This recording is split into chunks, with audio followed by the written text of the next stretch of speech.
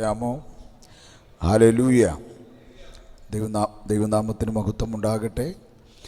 ദൈവസന്നിധിയിൽ കടന്നു വന്നിരിക്കുന്ന എല്ലാ ദൈവമക്കൾക്കും, സഹോദരി സഹോദരന്മാർ, മാതാപിതാക്കൾ, കുഞ്ഞുങ്ങൾ, കർത്താവിൻ്റെ വിലപ്പെട്ട ദാസന്മാർ, അവരുടെ കുടുംബങ്ങൾ, നിങ്ങൾക്കെല്ലാവർക്കും വീണ്ടും വരുന്ന കർത്താവായ യേശു ക്രിസ്തുവിൻ്റെ നിസ്തുല്യമായ നാമത്തിൽ സ്നേഹവന്ദനങ്ങളെ അറിയിക്കുന്നു. ഇവിടെ വെച്ച് നടക്കുന്ന ഈ 7 ദിവസത്തെ ഉപവാസ പ്രാർത്ഥനയുടെ സമാപന ദിവസമാണ് ഇന്ന് പകൽ. ഈ പകൽ നിങ്ങളോടുകൂടെ ആയിരിക്കാൻ ദൈവം ഒരുക്കി തന്ന വിലയേറിയ അവസരത്തിനായി സ്തോത്രം. എന്നെ ഈ ശുശ്രൂഷയ്ക്ക് ക്ഷണിച്ച് ശുശ്രൂഷയ്ക്ക് അവസരമൊരുക്കി തന്ന ഈ സഭയുടെ പ്രധാന ശുശ്രൂഷകനായിരിക്കുന്ന കർത്താവിൻ്റെ വിലപ്പെട്ട ദാസനെയും കുടുംബത്തെയും വന്ദനം ചെയ്യുന്നു. ഈ യോഗങ്ങൾക്ക് ഇത്രയും നേരം അധ്യക്ഷത വഹിച്ച ഈ യോഗത്തെ പ്രാർത്ഥനയിൽ നയിച്ചുകൊണ്ടിരുന്ന കർത്താവിൻ്റെ വിലപ്പെട്ട ദാസനെയും നന്ദിയോടെ ഓർക്കുന്നു. ദൈവം തൻ്റെ ദാസനെ സമൃദ്ധിയായും അനുഗ്രഹിക്കുമാറാകട്ടെ. ഇന്ന് പകൽ അല്പസമയം നാം ദൈവവചനത്തിൻ്റെ മുമ്പിൽ ഇരിക്കുകയാണ്. ആമേൻ, ഹല്ലേലൂയ. നിങ്ങൾ സന്തോഷത്തോടെ ആയിരിക്കുന്നു. സ്തോത്രം, ആമേൻ. നമ്മൾ ദൈവസന്നിധിയിലാണ് ഇരിക്കുന്നത് എന്നൊരു ബോധ്യം നമുക്കെല്ലാവർക്കും ഉണ്ടാവണം. ഞാൻ സാധാരണഗതിയിൽ പറയുന്ന ഒരു കാര്യം നിങ്ങളുടെ മുമ്പിലും പറയാൻ ആഗ്രഹിക്കുന്നു. ഒരു പെന്തിക്കോസുകാരൻ്റെ യോഗത്തിന് ഒരാൾ പോയിരിക്കാനുള്ള മിനിമം യോഗ്യത എന്താണ് എന്ന് ചോദിച്ചാൽ ഞാൻ പറയും, 2 കാര്യങ്ങൾ നിങ്ങൾ വിശ്വസിക്കണം. 2 കാര്യങ്ങൾ ഇതിനകത്തിരിക്കുന്ന എല്ലാവരും വിശ്വസിക്കണം. ഒന്നാമത്തെ കാര്യം, യേശു നമ്മുടെ നടുവിലുണ്ടെന്ന് വിശ്വസിക്കണം. ആമേൻ. ഇനി ചിലർ കേട്ടില്ല, ഒന്നുകൂടെ പറയാം. ഒന്നാമത് വിശ്വസിക്കേണ്ട കാര്യം, യേശു നമ്മുടെ നടുവിലുണ്ടെന്ന് വിശ്വസിക്കണം. 3 അടി പൊക്കമുള്ളൊരു ഉപദേശിയുടെ മുൻപിലാണ് ഇരിക്കുന്നതെന്ന് ചിന്തിക്കരുത്. ഞാൻ ഇരിക്കുന്നത് അത്യുന്നതനായ ദൈവത്തിൻ്റെ മുൻപിലാണ് എന്ന ബോധ്യമാണ് ഇന്ന് രാവിലെ ഇതിനകത്തിരിക്കുന്ന എല്ലാവരുടെ മേലും ഉണ്ടാകേണ്ടത്. നമ്മളിരിക്കുന്നത് അത്യുന്നതനായ ദൈവത്തിൻ്റെ മുൻപിലാണ്, അദൃശ്യനായ ദൈവത്തിൻ്റെ മുൻപിലാണ് നമ്മൾ ഇരിക്കുന്നത്. യേശു പറഞ്ഞു, 2 or 3 പേർ എൻ്റെ നാമത്തിൽ കൂടി വരുമ്പോൾ അവരുടെ നടുവിൽ ഞാൻ ഉണ്ട്. എത്ര പേരത് വിശ്വസിക്കുന്നുണ്ട്? ഹലോ, എന്നെ ശ്രദ്ധിച്ച്, നിങ്ങൾ പലരും ഇവിടെ കറക്റ്റല്ല. ഓക്കെ, സ്തോത്രം. എല്ലാവരും എന്നെ ശ്രദ്ധിച്ചൊരു സ്തോത്രമൊക്കെ പറഞ്ഞേ. ആമേൻ. ഒന്നുകൂടെ ഞാൻ പറയുന്നു, ഇന്ന് രാവിലെ ഇതിനകത്തിരിക്കുന്ന നിങ്ങളെല്ലാവരും വിശ്വസിക്കേണ്ട കാര്യമാണ്, യേശു നമ്മുടെ നടുവിലുണ്ട്. അത് വിശ്വസിക്കുന്നവർ എത്ര പേരുണ്ട്? ആമേൻ, ഹല്ലേലൂയ, സ്തോത്രം. ഞാൻ പലപ്പോഴും പറയാറുണ്ട്, ഇന്ന് ശനിയാഴ്ചയാണെങ്കിൽ, ഞാൻ നിങ്ങളുടെ മുമ്പിൽ നിൽക്കുന്നത് സത്യമാണെങ്കിൽ, നമ്മുടെ തലയ്ക്ക് മുകളിൽ ഈ 2 ഫാൻ കിടന്ന് കറങ്ങുന്നത് സത്യമാണെങ്കിൽ, അതുപോലെ സത്യമാണ്, യേശു നമ്മുടെ നടുവിലുണ്ട്. യേശു ഒരിക്കലും വ്യാജം പറയത്തില്ല. യേശു പറഞ്ഞു, 2 or 3 പേർ എൻ്റെ നാമത്തിൽ കൂടി വരുമ്പോൾ അവരുടെ നടുവിൽ ഞാൻ ഉണ്ട് എന്ന് നമ്മുടെ കർത്താവ് നമുക്ക് ഉറപ്പ് തന്നിരിക്കുന്നത് കൊണ്ട് ഇന്ന് രാവിലെ ഇതിനകത്തിരിക്കുന്ന എല്ലാവരും, ചെറിയവരും മുതിർന്നവരും, ഒരുപോലെ വിശ്വസിക്കേണ്ട കാര്യമാണ്, യേശു നമ്മുടെ നടുവിലുണ്ട്. ആമേൻ. ഞാനും നിങ്ങൾ ഇരിക്കുന്നത് അത്യുന്നതനായ ദൈവത്തിൻ്റെ മുൻപിലാണ് എന്ന ബോധ്യം ഇന്ന് രാവിലെ നമ്മുടെ എല്ലാവരുടെ അകത്തുണ്ടാവണം. ആമേൻ. ശ്രദ്ധിക്കുമല്ലോ. ഞാൻ നിങ്ങളോട് ചോദിക്കുന്ന ഒരു ചോദ്യം ഇപ്പം നമ്മുടെ ദൈവം നമ്മുടെ നടുവിലുണ്ടല്ലോ. നമ്മുടെ ദൈവത്തിന് കപ്പയും ചേമ്പും ചേനയും മരച്ചീനിയും ഇഷ്ടമാണെന്നിരിക്കട്ടെ. കപ്പയും ചേമ്പും മരച്ചീനിയും, അല്ല, കപ്പയും മരച്ചീനിയും ഒന്നാന്ന് തോന്നുന്നു, അല്ലേ? ഓക്കെ. കപ്പയും ചേമ്പും ദൈവത്തിന് ഇഷ്ടമാണെന്നിരിക്കട്ടെ. നമ്മൾ യോഗത്തിന് വരുമ്പോൾ എന്തൊക്കെ കൊണ്ടുവരും? വേദപുസ്തകവും പാട്ടുപുസ്തകവും പിന്നെ കപ്പയും ചേമ്പും കൊണ്ടുവരും. ഹലോ, കാരണം എന്താ? നമ്മുടെ ദൈവത്തിന് അത് ഇഷ്ടമാണ്. എനിക്ക് തോന്നുന്നത്, ഇതിനകത്തിരിക്കാൻ സ്ഥലം പോരാതെ വണ്ണം നമ്മൾ കപ്പയും ചേമ്പും കൊണ്ട് നിറയ്ക്കും. കാരണം നമ്മുടെ ദൈവത്തിനത് ഇഷ്ടമാണ്. പക്ഷേ നമ്മുടെ ദൈവത്തിന് തൽക്കാലം അത് ഇഷ്ടമാണെങ്കിലും ഇപ്പോൾ അത് വേണ്ട. കാരണം മുന്തിരി പോലും ഇപ്പോൾ കുടിക്കത്തില്ലെന്നാ നമ്മുടെ കർത്താവ് അങ്ങനെ പറഞ്ഞല്ലേ. പന്തിഭോജനത്തിൽ ഇരിക്കുന്നവരെ മുന്തിരി ഞാൻ ഇനി എന്ത് ചെയ്യത്തില്ല, അതിൻ്റെ അനുഭവം. അപ്പോൾ കർത്താവ് വേണ്ടെന്ന് വെച്ചേക്കുമോ? സ്വത്രം. ഇപ്പം കർത്താവിന് കപ്പയും ചെമ്പും വേണ്ട. ഇപ്പം കർത്താവിന് എന്താണ് വേണ്ടത്? ഹലോ, നിങ്ങൾക്കറിയത്തില്ല? ഇപ്പം ദൈവത്തിന് എന്താണ് വേണ്ടത്? അതാണ് സ്തോത്രവും സ്തുതിയും ആരാധനയും ഒക്കെയാണ് ദൈവത്തിന് വേണ്ടത്. ഹലോ, അതാണ് വേണ്ടത്. നിങ്ങൾ എത്ര എണ്ണം പറഞ്ഞെന്നുള്ളതാണ് എൻ്റെ ചോദ്യം. ഇത് ദൈവത്തിന് ഇഷ്ടമാണെന്ന് അറിഞ്ഞിട്ട് നിങ്ങൾ മിണ്ടുന്നില്ലല്ലോ. ഹലോ, ഇത് ഇഷ്ടമാണെന്ന് അറിഞ്ഞിട്ട് നിങ്ങൾ വാ തുറന്നൊന്നും പറയുന്നില്ലല്ലോ.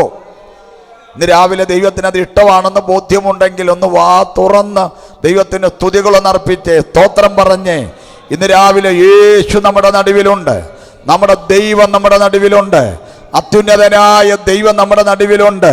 ആ ദൈവത്തിന് സ്തുതിയും സ്തോത്രം അർപ്പിക്കട്ടെ. വചനം പറയുന്നു, സ്തോത്രം എന്ന യാഗം അർപ്പിക്കുന്നവൻ എന്നെ മഹത്വപ്പെടുത്തുന്നു. ഹല്ലേലൂയ. അപ്പൊ ഇന്ന് രാവിലെ നമ്മുടെ ദൈവത്തിന് സ്തുതിയും സ്തോത്രവും ഒക്കെയാണ് ഇഷ്ടം. ആ സ്തുതിയിലും സ്തോത്രത്തിലുമാണ് ദൈവം ഇറങ്ങി വരുന്നത്, ദൈവം അധിവസിക്കുന്നത്.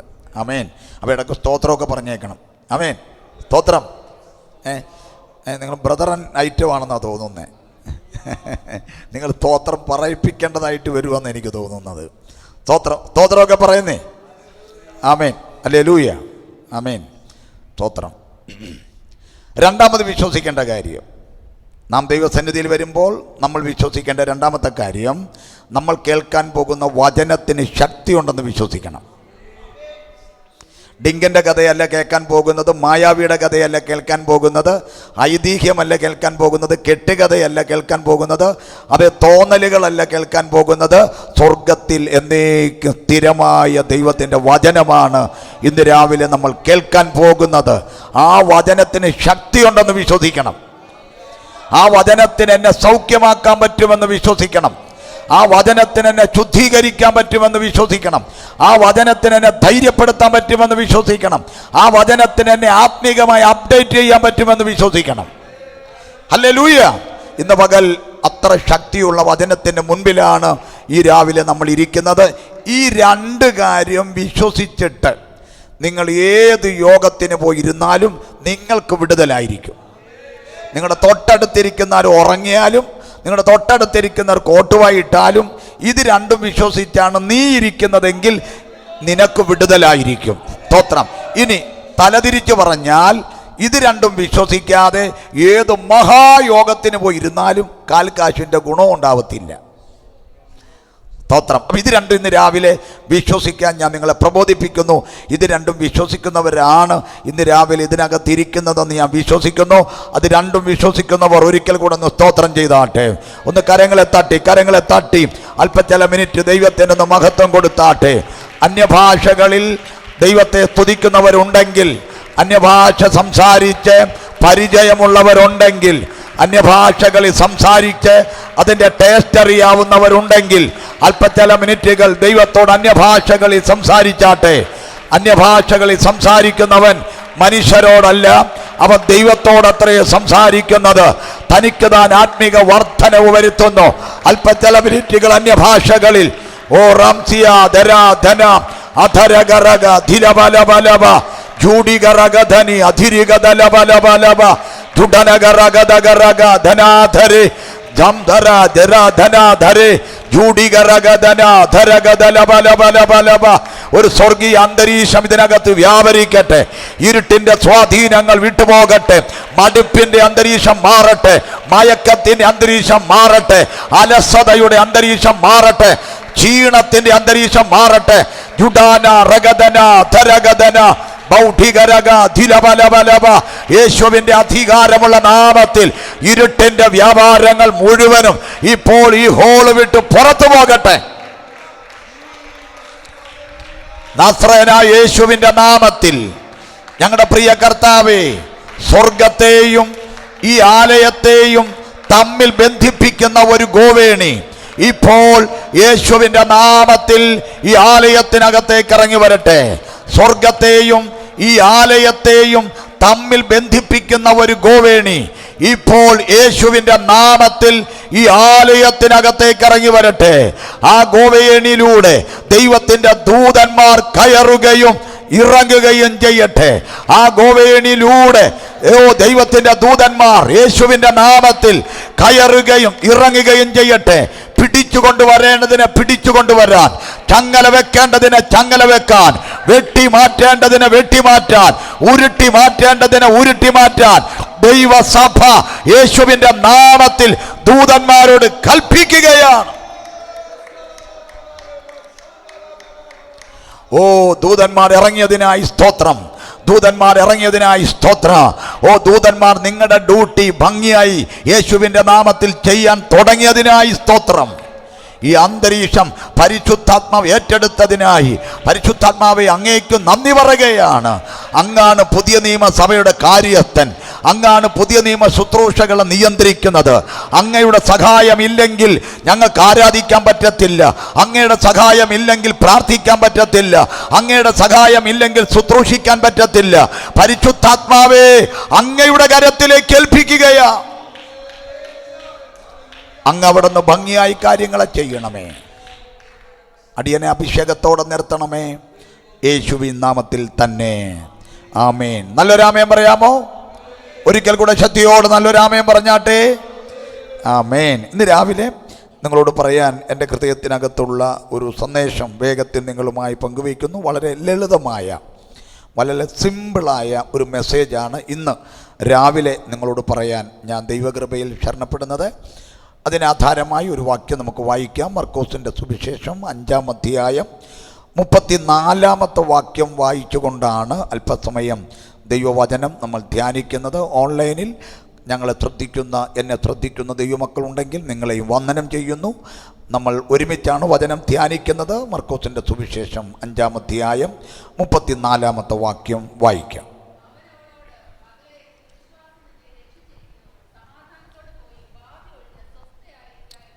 ആമേൻ. ആ നല്ല വചനത്തിന് നല്ലൊരു സ്തോത്രം പറയാമോ?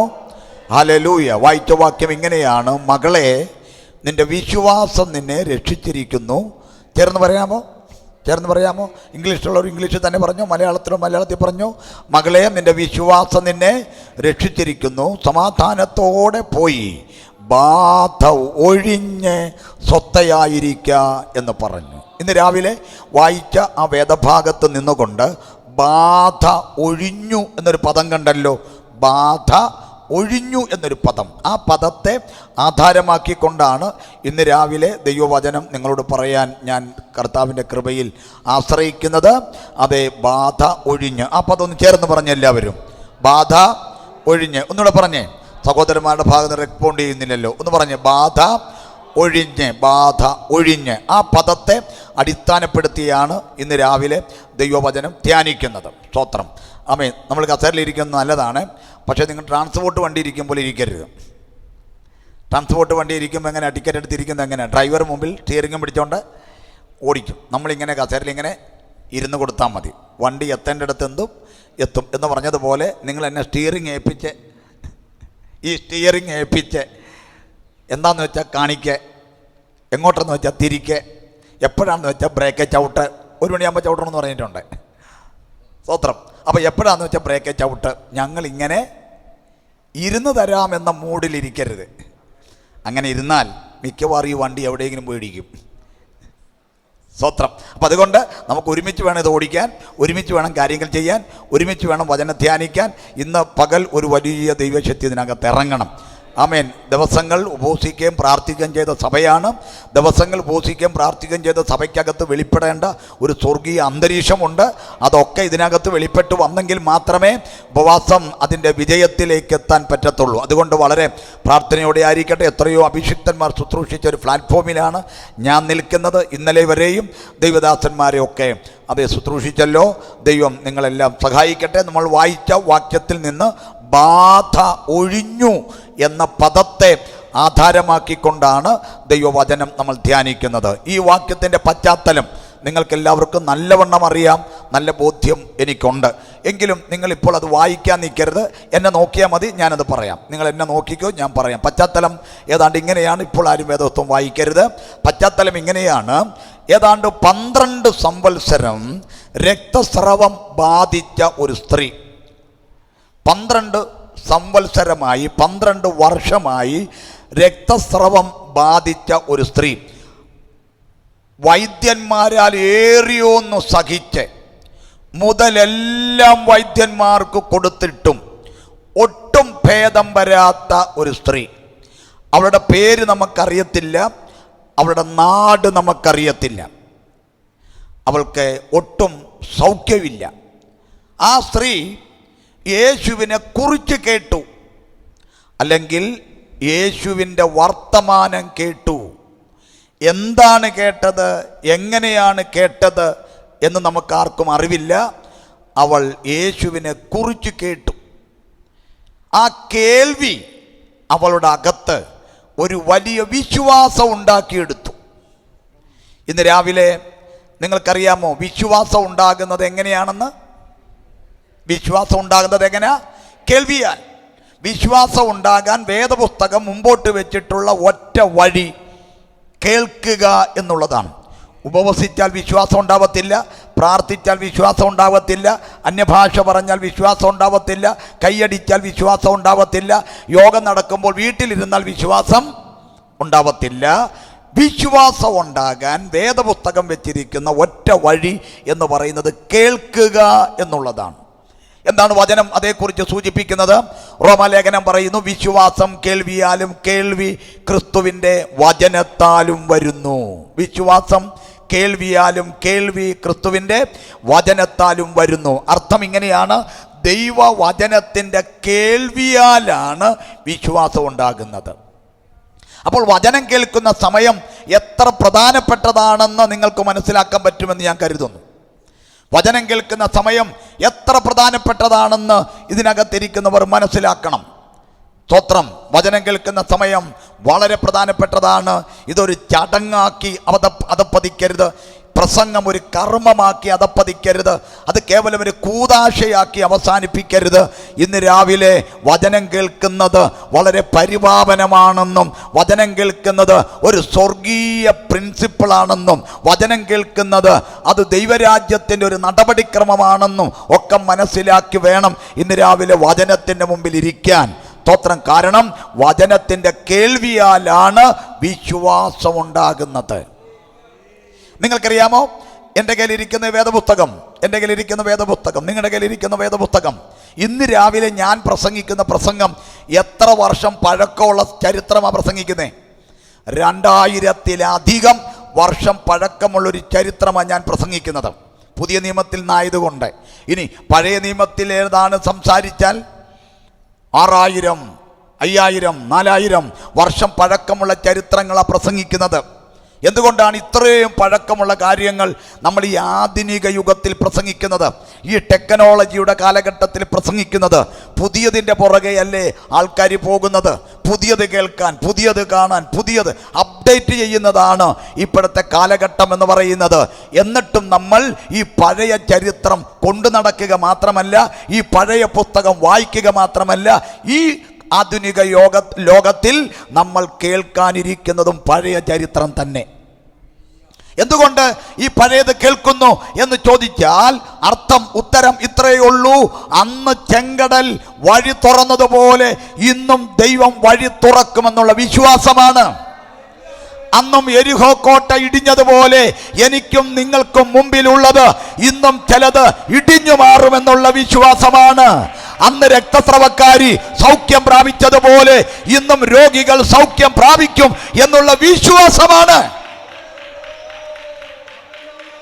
ഹല്ലേലൂയ. അങ്ങനെയെങ്കിൽ ഇത്രയും പഴക്കമുള്ളത് നമ്മൾ ഇന്നും പ്രസംഗിക്കുന്നത് എന്തുകൊണ്ടാണെന്ന് ചോദിച്ചാൽ, അന്ന് പ്രവർത്തിച്ച ദൈവം ഇന്നും പ്രവർത്തിക്കുമെന്നുള്ള വിശ്വാസം. നിങ്ങൾക്കറിയാമോ, വിശ്വാസം എന്ന് പറയുന്ന വാക്ക് ഈ പുസ്തകത്തിന് ഡിലീറ്റ് ചെയ്താൽ, വിശ്വാസം എന്ന് പറയുന്ന പദം ഈ പുസ്തകത്തിന് ഡിലീറ്റ് ചെയ്താൽ ഇത് കേവലം കഥപുസ്തകമാണ്.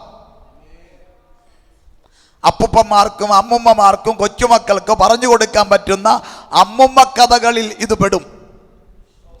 വിശ്വാസം എന്ന വാക്കെടുത്ത് മാറ്റിയാൽ പക്ഷെ ഇന്നും ഇതെടുത്ത് നെഞ്ചോട് ചേർത്ത് വെച്ചത് എന്തുകൊണ്ടെന്ന് ചോദിച്ചാൽ വിശ്വാസം എന്ന പാദമുള്ളത് കൊണ്ട്. അത് എഫേസ്യ ലേഖനം പറയുന്നു, വിശ്വസിക്കുന്ന നമുക്ക് വേണ്ടി വ്യാപരിക്കുന്ന ദൈവശക്തിയുടെ അളവറ്റ വലിപ്പം. ഞാനിന്ന് രാവിലെ എന്തായി പറഞ്ഞുകൊണ്ടിരിക്കുന്നത്?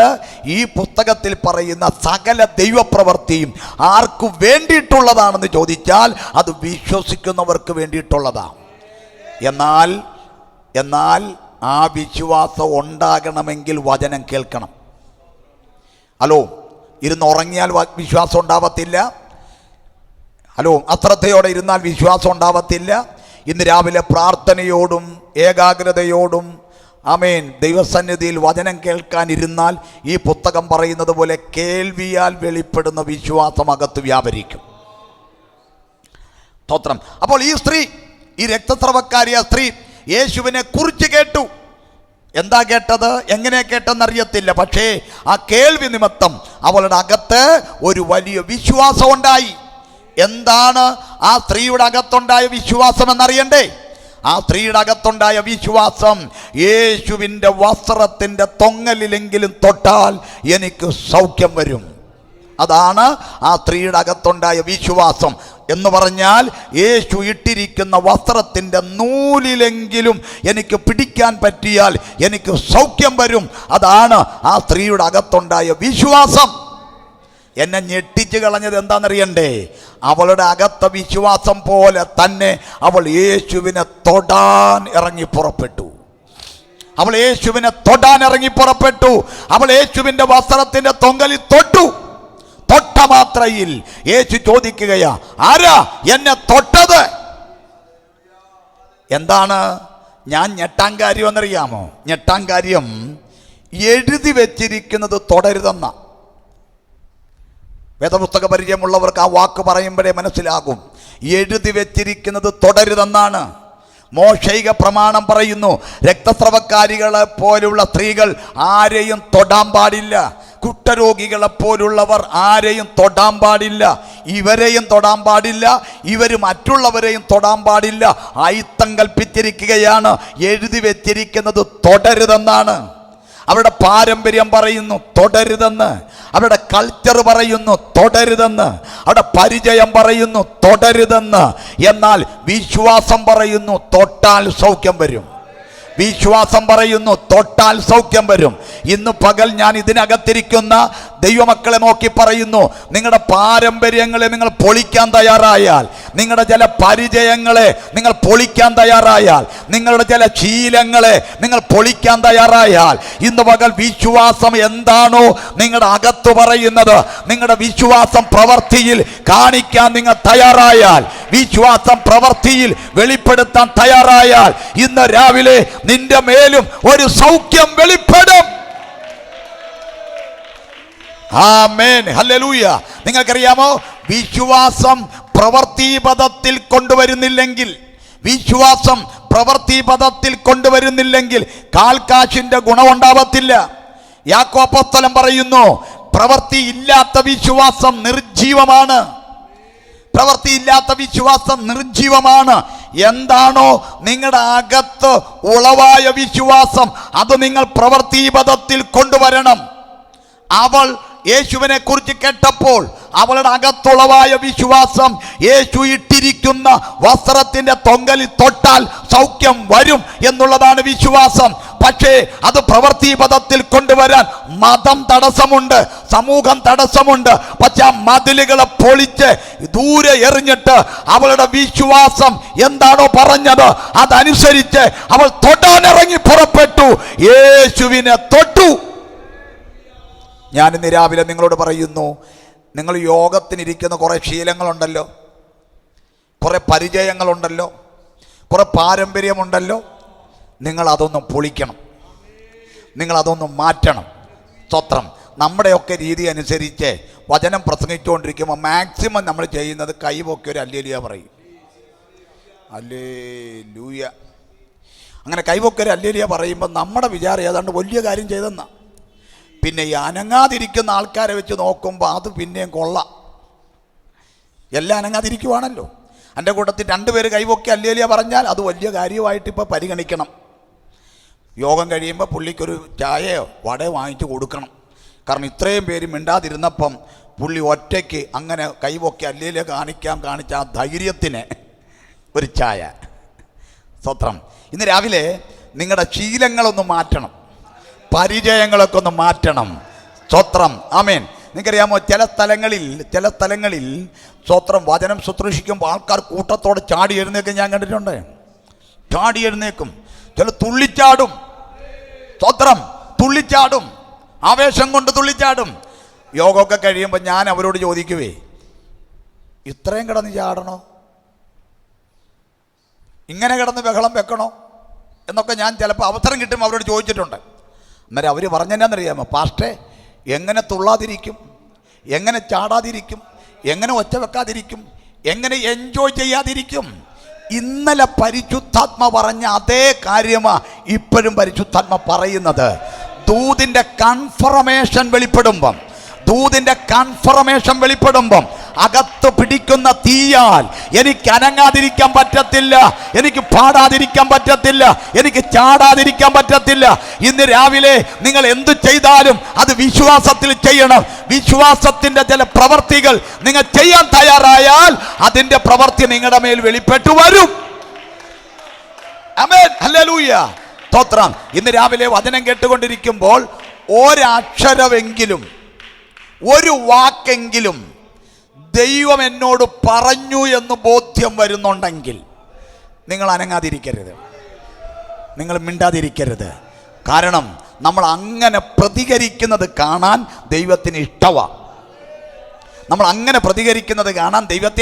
ഇഷ്ടമാണ്. നിങ്ങൾക്കറിയാമോ, വിശ്വാസം എന്ന ബന്ധത്തിൽ യേശു ചിലരോട് സംസാരിച്ച വാക്കുകൾ കേട്ടിട്ടുണ്ടോ?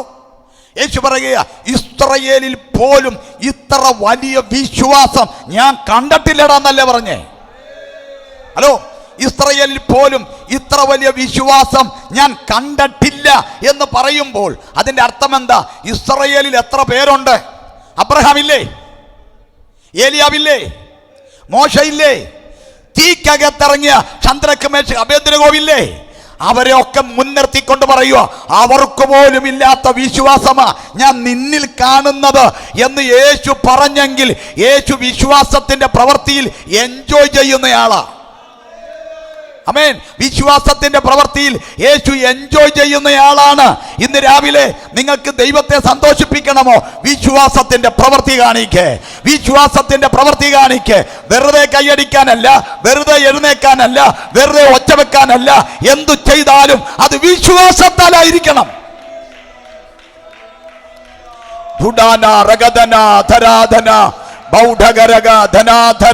യേശുവിന്റെ അധികാരമുള്ള നാമത്തിൽ ഇന്ന് പകൽ കൈയടിക്കണമെങ്കിൽ കൈയടിക്കണം. ചാടി എഴുന്നേക്കുന്നെങ്കിൽ ചാടി എഴുന്നേക്കണം. നെടുമ്പാട് വീഴുന്നെങ്കിൽ നെടുമ്പാട് വീഴണം.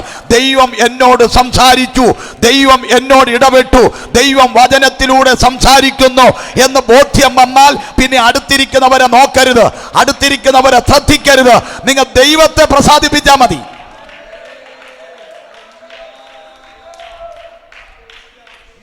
ആമേൻ. സ്തോത്രം. ഞാൻ ഇത്രയും പറഞ്ഞിട്ട് സ്തോത്രം പറയാൻ തുടങ്ങിയിട്ടില്ല. സ്തോത്രം. ഇത്രയും പറഞ്ഞിട്ടും സ്തോത്രം. നിങ്ങൾ ഡീസൻ്റാണ്, എല്ലാവരും ഡീസൻ്റാണ്. നിങ്ങൾ ഡീസൻ്റായിട്ട് വന്ന്, ഡീസൻ്റായിട്ട് ഇരുന്ന്, ഡീസൻ്റായിട്ട് തിരിച്ചു പോകും. നിങ്ങൾ വന്ന കാറിൻ്റെ മിടുക്കും, നിങ്ങൾ ഇറങ്ങി വീട് ലോക്ക് ചെയ്തില്ല, ആ വീടിൻ്റെ വലിപ്പത്തിൻ്റെ മിടുക്കും, നിങ്ങളുടെ കയ്യിലിരിക്കുന്ന സർട്ടിഫിക്കറ്റിൻ്റെ മിടുക്കും, നിങ്ങൾ വാങ്ങിക്കുന്ന സാലറിയുടെ മിടുക്കുമൊക്കെ കാണിച്ച് ഡീസൻ്റായിട്ട് വന്നിരുന്ന്, ഡീസൻ്റായിട്ട് തിരിച്ചു പോവാം. ഇതിനപ്പുറത്ത് എന്തേലും നടക്കണോ? ഹലോ, ഇതിനപ്പുറത്ത് എന്തേലും നടക്കണോ? ദൈവത്തിൻ്റെ എന്തേലും പ്രവൃത്തി നടക്കണമോ? അകത്ത് വിശ്വാസം ഉണ്ടായേ പറ്റൂ, ആ വിശ്വാസം കാണിച്ചേ പറ്റൂ. ഹല്ലേലൂയ. സ്തോത്രം. വായിപ്പിക്കുന്നില്ല. മർക്കോസ് 2-ാം അധ്യായത്തിൽ യേശു ഒരു തളർവാദം പിടിപെട്ടവനെ സൗഖ്യമാക്കുമ്പോൾ അവിടെ പ്രത്യേകിച്ച് പറയുന്നു, അവരുടെ വിശ്വാസം കണ്ടിട്ട്.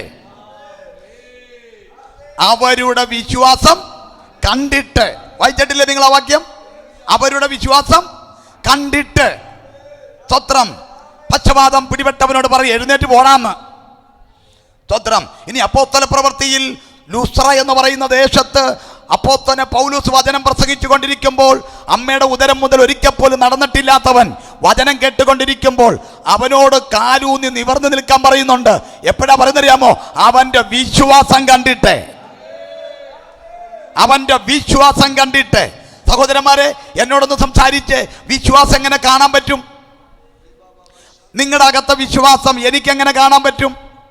എൻ്റെ അകത്തെ വിശ്വാസം നിങ്ങൾക്ക് എങ്ങനെ കാണാൻ പറ്റും? സംസാരിക്കേ. നിങ്ങളുടെ വിശ്വാസം എനിക്കെങ്ങനെ കാണാം? എൻ്റെ വിശ്വാസം നിങ്ങൾക്ക് എങ്ങനെ കാണാം? ഒറ്റ വഴിയേ ഉള്ളൂ, പ്രവൃത്തി. പ്രവൃത്തി. പ്രവൃത്തിയിലാണ് വിശ്വാസം കാണുന്നത്.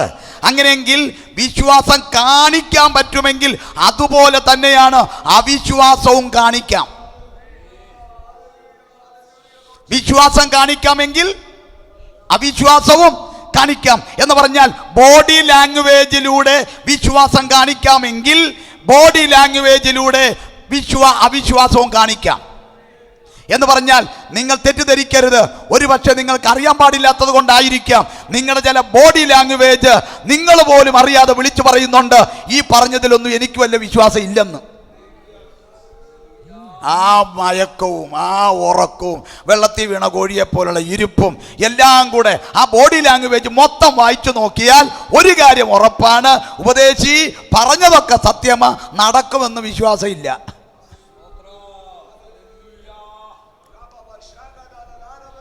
സ്തോത്രം. വിശ്വാസം കാണിക്കാമോ? വിശ്വാസം കാണിക്കാമോ? വിശ്വാസം പ്രവൃത്തിയിൽ കാണിക്കാമോ? നിങ്ങളുടെ അന്തരീക്ഷമൊക്കെ മാറും കേട്ടോ. നിങ്ങളുടെ പരിചയമൊക്കെ ഒന്ന് മാറ്റുന്നേ, ശീലമൊക്കെ ഒന്ന് മാറ്റുന്നേ, ആ പാരമ്പര്യമൊക്കെ ഒന്ന് പൊളിയട്ടെ എന്ന്.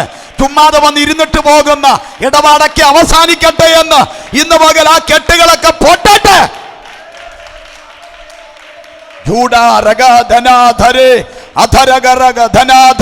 ഇന്ന് രാവിലെ സഭയോട് പരിശുദ്ധാത്മ പറയുന്നു, സഭയോട് പരിശുദ്ധാത്മ പറയുന്ന ദൂത്, വചനത്തിന്റെ മുമ്പിലുള്ള നിങ്ങളുടെ പ്രതികരണങ്ങൾക്ക് മാറ്റം വരുത്തണം. വചനം കേൾക്കാനുള്ള നിങ്ങളുടെ ഇരിപ്പിന്റെ ശൈലിക്ക് മാറ്റം വരുത്തണം. നിങ്ങളുടെ അകത്തുണ്ടാകുന്ന വിശ്വാസം അത് പ്രവൃത്തിയിൽ കാണിക്കാൻ തയ്യാറാവണം. ഇന്ന് പകൽ ചലനങ്ങൾ ഉണ്ടാവട്ടെ. പരിശുദ്ധാത്മാവ് ചലനത്തിന്റെ ദൈവമാ. പരിശുദ്ധാത്മാവ് ചലനത്തിന്റെ ദൈവമാ. ഈ നദി ചെന്ന് ചേരുന്നിടത്തൊക്കെ ചലിക്കുന്ന പ്രാണികൾ ജീവിക്കും.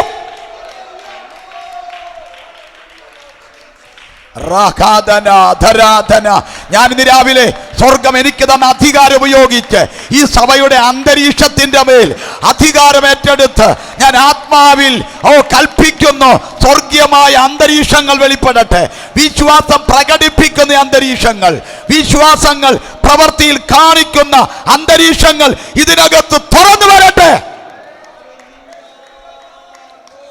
അവിശ്വാസത്തിന്റെ സകല ബോഡി ലാംഗ്വേജുകളും അവസാനിക്കട്ടെ.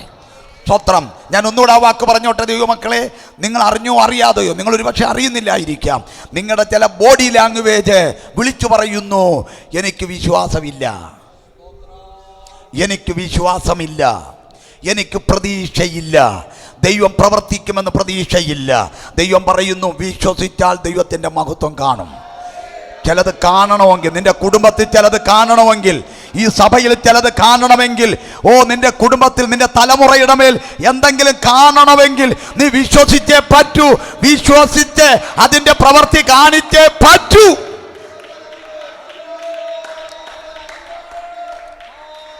ആമേൻ, ഹല്ലേലൂയ, സ്തോത്രം. ആ സ്ത്രീയുടെ അകത്ത വിശ്വാസം തൊട്ടാൽ സൗഖ്യമാകും. പക്ഷെ എഴുതി വെച്ചിരിക്കുന്നത് തൊടരുത്. എന്നെ ഞെട്ടിച്ചു കളഞ്ഞത്, അവൾ യേശുവിനെ തൊട്ടു. തൊട്ട മാത്രയിൽ യേശു ചോദിക്കുകയാ, ആരാ എന്നെ തൊട്ടത്?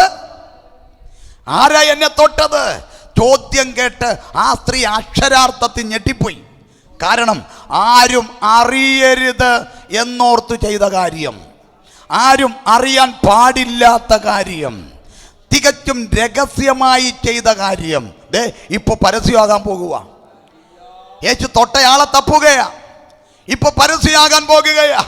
അവൾ പേടിച്ചു നിൽക്കുമ്പോൾ ശിഷ്യന്മാർ പത്രോസ് മുമ്പോട്ട് വന്നിട്ട് പറഞ്ഞു, കർത്താവേ, ഈ പുരുഷാരം മുഴുവനും നിന്നെ തിക്കിത്തിരക്കിക്കൊണ്ടിരിക്കുക.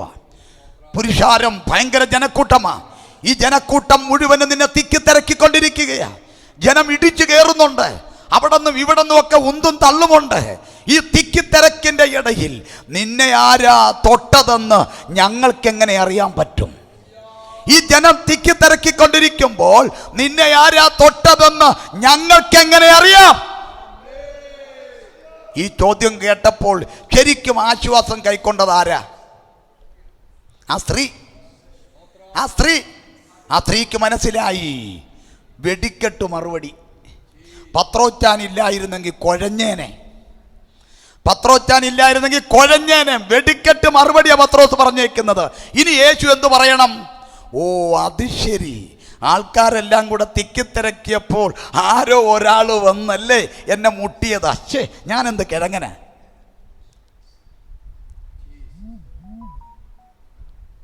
സ്വതന്ത്രം ആരോ ഒരാൾക്ക് പറ്റിയ കയ്യബദ്ധമല്ലേ? യേശു അങ്ങനെ പറഞ്ഞ് ആ ഭാഗം അവസാനിക്കുമെന്ന് ഈ പൊട്ടി വിചാരിച്ചു. യേശു പറഞ്ഞ വാക്ക് കേൾക്കണോ? എന്നെ ഒരാൾ തൊട്ടിരിക്കുന്നു, എങ്കിൽ നിന്നും ശക്തി പുറപ്പെട്ടിരിക്കുകയാ. എങ്കിൽ നിന്നും ശക്തി പുറപ്പെട്ടിരിക്കുന്നു, എന്നെ ഒരാൾ തൊട്ടിരിക്കുകയാ.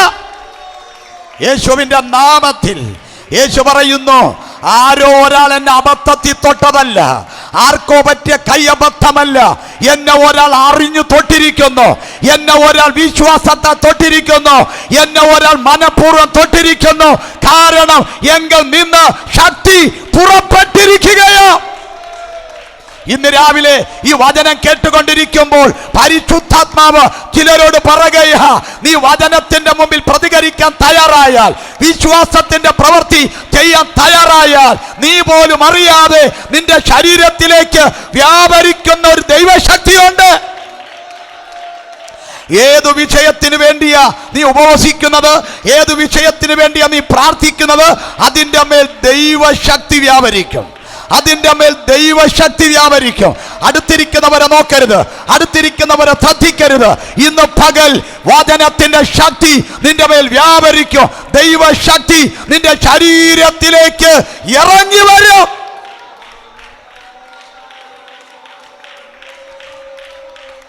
യേശു പറയുന്നു, എന്നെ ഒരാൾ തൊട്ടിരിക്കുന്നു, എങ്കിൽ നിന്നും ശക്തി പുറപ്പെട്ടിരിക്കുകയാ. എങ്കിൽ നിന്നും ശക്തി പുറപ്പെട്ടിരിക്കുകയാ. എന്നെ ഒരാൾ തൊട്ടിരിക്കുന്നു, എങ്കിൽ നിന്നും ശക്തി പുറപ്പെട്ടു. യേശു ആ സ്ത്രീക്ക് മനസ്സിലായി, ഇനി തനിക്ക് മറഞ്ഞിരിക്കാൻ പറ്റത്തില്ല. ആ വാക്കാണ് അവിടെ എഴുതി വെച്ചിരിക്കുന്നത്. വീട്ടിൽ പോയി വാക്യം വായിക്കണം കേട്ടോ. ഇനി എനിക്ക് മറഞ്ഞിരിക്കാൻ പറ്റത്തില്ല, ഇനി എനിക്ക് ഒളിച്ചിരിക്കാൻ പറ്റത്തില്ല. ഞാൻ പിടിക്കപ്പെട്ടു. അവൾ പേടിച്ചു വിറച്ചും കൊണ്ട് യേശുവിൻ്റെ കാൽക്കൽ വീണു. പേടിച്ചു വിറച്ചും കൊണ്ട്, അങ്ങനെ വാക്ക് കിടപ്പുണ്ട്. അവൾ പേടിച്ചു വിറച്ചു. ഞാനൊരു ചോദ്യം ചോദിക്കട്ടെ? എന്തെങ്കിലും ഒരു കാര്യം കണ്ടാൽ പേടിക്കുന്നത് ന്യായം, എന്തെങ്കിലും ഒരു കാര്യം കേട്ടാൽ പേടിക്കുന്നത് ന്യായം, അത് മാനുഷികം, മനുഷ്യ സഹജം. എന്നാൽ പേടിച്ച വ്യക്തി വിറയ്ക്കുന്നുണ്ടെങ്കിൽ ആ ഭയത്തിൻ്റെ വലിപ്പം അത്ര വലുതാ. അകത്ത് കയറിയ ഭയത്തിൻ്റെ വലിപ്പം അത്ര വലുതാണ്. ഞാൻ ചോദിക്കുന്നു, ഈ സ്ത്രീ അങ്ങനെ പേടിച്ചു വിറയ്ക്കത്തക്കവണ്ണം ഇവളുടെ അകത്ത് വന്ന് കയറിയ ഭയം ഇത്ര വലുതാകാനുള്ള കാരണം എന്താ? ആ പേടിക്കും ആ ഭയത്തിനും ഞാനിടുന്നൊരു പേരാണ് സ്വയം സങ്കല്പിച്ചുണ്ടാക്കിയ ഭയം. സ്വയം സങ്കല്പിച്ചുണ്ടാക്കിയ ഭയം. എന്താണ് അവൾ സ്വയം സങ്കല്പിക്കുന്നത്? യേശു ഇപ്പം എന്നോട് ചോദിക്കും, നീ എന്തിനാടി എന്നെ തൊട്ടത്? മോശ എഴുതി വെച്ചിരിക്കുന്നത് എന്താണെന്ന് നിനക്കറിയത്തില്ലേ? ഞാനാരാണെന്ന് നിനക്കറിയത്തില്ലേ? നീ ആരാണെന്ന് നിനക്കറിയത്തില്ലേ? നമ്മുടെ പാരമ്പര്യം എന്താണെന്ന് നിനക്കറിയത്തില്ലേ? പിന്നെ നീ എന്തിനാ എന്നെ തൊട്ടത്? ഈ പൊതുജനത്തിൻ്റെ മധ്യത്തിൽ വെച്ച്, ഈ വഴിയോരത്ത് വെച്ച്, ഈ പൊതു വഴിയിലിട്ട് എന്നെ യേശു ചോദ്യങ്ങൾ ചോദിച്ച് ഇൻസൾട്ട് ചെയ്യും, വഴക്കു പറയും. ഇതവൾ സ്വയം സങ്കല്പിച്ചുണ്ടാക്കിയ ഭയമാണ്. അങ്ങനെ പേടിച്ചു വിറച്ചു നിൽക്കുന്ന ആ സ്ത്രീയെ നോക്കി യേശു പറഞ്ഞ വാക്കാണ് നമ്മുടെ കുറുവാക്യം. പേടിച്ചു വിറച്ചു നിൽക്കുന്ന ആ സ്ത്രീയെ നോക്കി യേശു പറഞ്ഞ കുറുവാക്യം, ആദ്യത്തെ വാക്ക് മകളെ. ആദ്യത്തെ വാക്കതാ, മകളെ, നിന്റെ വിശ്വാസം നിന്നെ രക്ഷിച്ചിരിക്കുന്നു, സമാധാനത്തോടെ പോയി ബാധ ഒഴിഞ്ഞ് സ്വസ്ഥയായിരിക്കുക. ആദ്യത്തെ വാക്ക് മകളെ എന്നുള്ള വിളിയ. ആദ്യത്തെ വാക്ക് മകളെ എന്നുള്ള വിളിയ. യേശുവിനറിയാം, അവിടെ ഉള്ളിലേക്ക് നോക്കിയപ്പോൾ യേശുവിനറിയാം, അവൾ പേടിച്ചു വിറച്ചു നിൽക്കുകയാ, എന്നെ കുറിച്ച് തെറ്റിദ്ധരിച്ചിരിക്കുകയാ, ഞാൻ അവളെ വരട്ടുമെന്ന് പേടിച്ചിരിക്കുകയാ. അതുകൊണ്ട് യേശു വിളിക്കുകയാ, മകളെ. നിങ്ങൾക്കറിയാമോ, മകളെ എന്നുള്ള ഒറ്റ വിളിച്ചതും അവളുടെ ഹൃദയത്തിനകത്തുണ്ടായിരുന്ന ആ ഭയം ചീട്ടുകൊട്ടാരം പോലെ തകർന്നു വീണു. ഇന്നത്തെ കാലത്ത് അങ്ങനെ ഇല്ല. എങ്കിലും പണ്ടൊക്കെ നമ്മുടെ അമ്മമാരെ പിള്ളേരെ വരട്ടുന്ന ഒരു രീതിയുണ്ട്. പപ്പ വരട്ടെ, അപ്പം വരട്ടെ, ഇന്ന് നിന്നെ, ഇന്ന് നിന്നെ, ഇന്ന് നിന്നെ, ഇന്ന് നിന്നെ. സ്തോത്രം. ഇപ്പോഴങ്ങനെ ആരും വരട്ടത്തില്ലെന്ന് തോന്നുന്നു. അങ്ങനെ വരട്ടുന്നുണ്ടെങ്കിൽ മാനസാന്തരപ്പെട്ടോണം. നിങ്ങളങ്ങനെ പപ്പ വരട്ടെ, പപ്പ വരട്ടെ, പപ്പ വരട്ടെ എന്ന് പറഞ്ഞാൽ പിള്ളേരുടെ ഉള്ളിൽ അപ്പനെക്കുറിച്ച് കടുവയുടെ ചിത്രമായിരിക്കും. ഇനി അപ്പം വരട്ടെ എന്ന് പറയണ്ട, കടുവ വരട്ടെ, അങ്ങനെ വേണം പറയാൻ. സ്തോത്രം. പണ്ടത്തെ ആൾക്കാർ പറഞ്ഞ കാര്യം ഇതൊക്കെ. അപ്പം അങ്ങനെ അമ്മ പറയുക അപ്പം വരട്ടെ, അപ്പം വരട്ടെ എന്ന് പറയുമ്പം ചെറുക്കം പേടിച്ച് മുൾമുനയിലായിരിക്കും. അപ്പം വരുന്ന ടൈം അവനറിയാം, 6 മണി. അപ്പൻ്റെ കാലൊച്ച കേൾക്കുമ്പോൾ അവനറിയാം ഇപ്പോൾ സംഭവം ഇവിടെ മാറിയും. അപ്പം വന്നു, അമ്മ അടുക്കളയിലോട്ട് വിളിച്ചോണ്ട് പോയി, എല്ലാം അങ്ങ് പറഞ്ഞു കൊടുത്തു. ഇപ്പൊ എടാ എന്നൊരു വിളി കേൾക്കാം, സിംഹഗർജനം, എന്നെ വാരിയെടുത്ത് നിലത്തടിക്കുന്നത് കാണാം എന്നൊക്കെ പ്രതീക്ഷിച്ച് പേടിച്ച് കൊച്ചിങ്ങനെ ഈയല് പോലെ വിറച്ച് നിൽക്കുമ്പം അടുക്കളയെന്നൊരു ശബ്ദം, മോനെ. ആ വിളി കേൾക്കുമ്പോഴറിയാം അമ്മ പറഞ്ഞത് ഏറ്റില്ലെന്ന്. ഞാൻ പറഞ്ഞ അർത്ഥം പിടികിട്ടിയോ? ഇന്ന് രാവിലെ മകളെ എന്നുള്ള ഒറ്റ വിളിച്ചപ്പോൾ ആ സ്ത്രീക്ക് മനസ്സിലായി, ഞാൻ പ്രതീക്ഷിച്ചതുപോലെയല്ല. സ്തോത്രം. അവളുടെ അകത്തുണ്ടായ ഭയം തകർന്നു മാറി. ഞാൻ ഇന്ന് രാവിലെ ചിലരോട് ഞാൻ പറയാം, ഒരു പക്ഷേ സ്തോത്രം എൻ്റെ പ്രസംഗം മുഴുവനും നിങ്ങൾക്ക് ഓർത്തിരിക്കാൻ പറ്റത്തില്ല. പ്രസംഗമൊക്കെ കഴിയുമ്പം എൻ്റെ പ്രസംഗം മുഴുവനും നിങ്ങൾക്ക് ഓർത്തിരിക്കാൻ പറ്റത്തില്ല. എൻ്റെ പ്രസംഗത്തിൻ്റെ ആദ്യം മുതൽ അവസാനം വരെയും നിങ്ങളോടുള്ള ദൂതാഗുണമൊന്നുമില്ല. പക്ഷേ ഈ പ്രസംഗം ഇങ്ങനെ സ്തോത്രം ചെയ്തും പ്രാർത്ഥിച്ചുമാണ് കേട്ടുകൊണ്ടിരിക്കുന്നതെങ്കിൽ ഏതോ ഒരു ടൈമിൽ ഒരു വാക്ക് നിൻ്റെ മേൽ വെളിപ്പെട്ടു വരും, ഒരു വചനം നിൻ്റെ മേൽ വെളിപ്പെട്ടു വരും. അത് നിനക്ക് ധൈര്യം പകരുന്നതായിരിക്കും. അത് നിനക്ക് ധൈര്യം പകരുന്നതായിരിക്കും.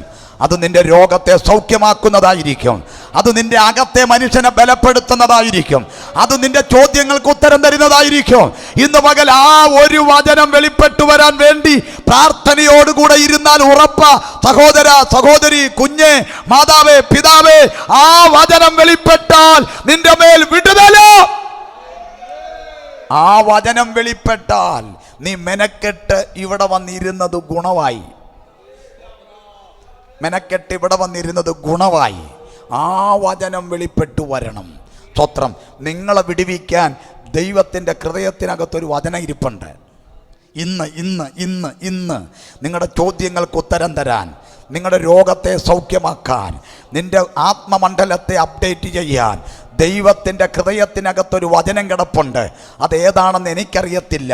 പക്ഷെ നീ അവിടെ ഇരുന്ന് കണ്ണുനീരോടെ പ്രാർത്ഥിച്ചാൽ ആ വചനം എൻ്റെ നാവിൽ വരും. ആ വചനം എൻ്റെ നാവിൽ വരും.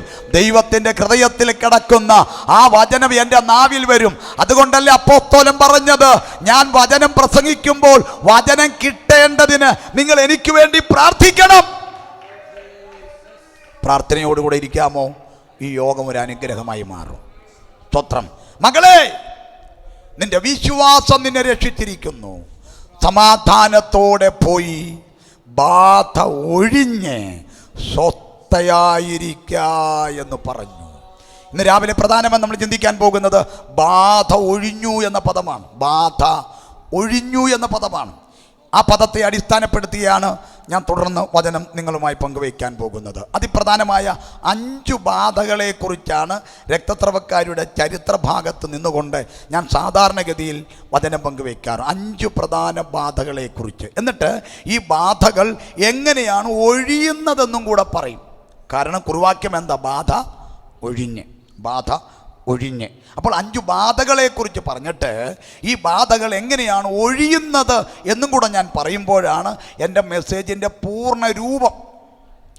പക്ഷേ അത് 5ഉം ഞാൻ ഇന്ന് രാവിലെ പ്രസംഗിക്കാൻ പോയാൽ നിങ്ങളെല്ലാവരും കൂടെ പറയും, ഈ ബാധ എപ്പോഴാണോ ഒഴിയുന്നത്, ഇതെപ്പോഴാണോ ഒഴിയുന്നത് എന്നോർത്ത് നിങ്ങൾ ടെൻഷൻ അടിച്ച് നിങ്ങൾ ആവലാതി പൂണ്ട് എന്തെങ്കിലുമൊക്കെ ആക്കി കളയും എന്നുള്ളത് കൊണ്ട് ഞാൻ 5 പറയത്തില്ല എന്നൊരാശ്വാസം നിങ്ങൾക്കുണ്ടാവട്ടെ.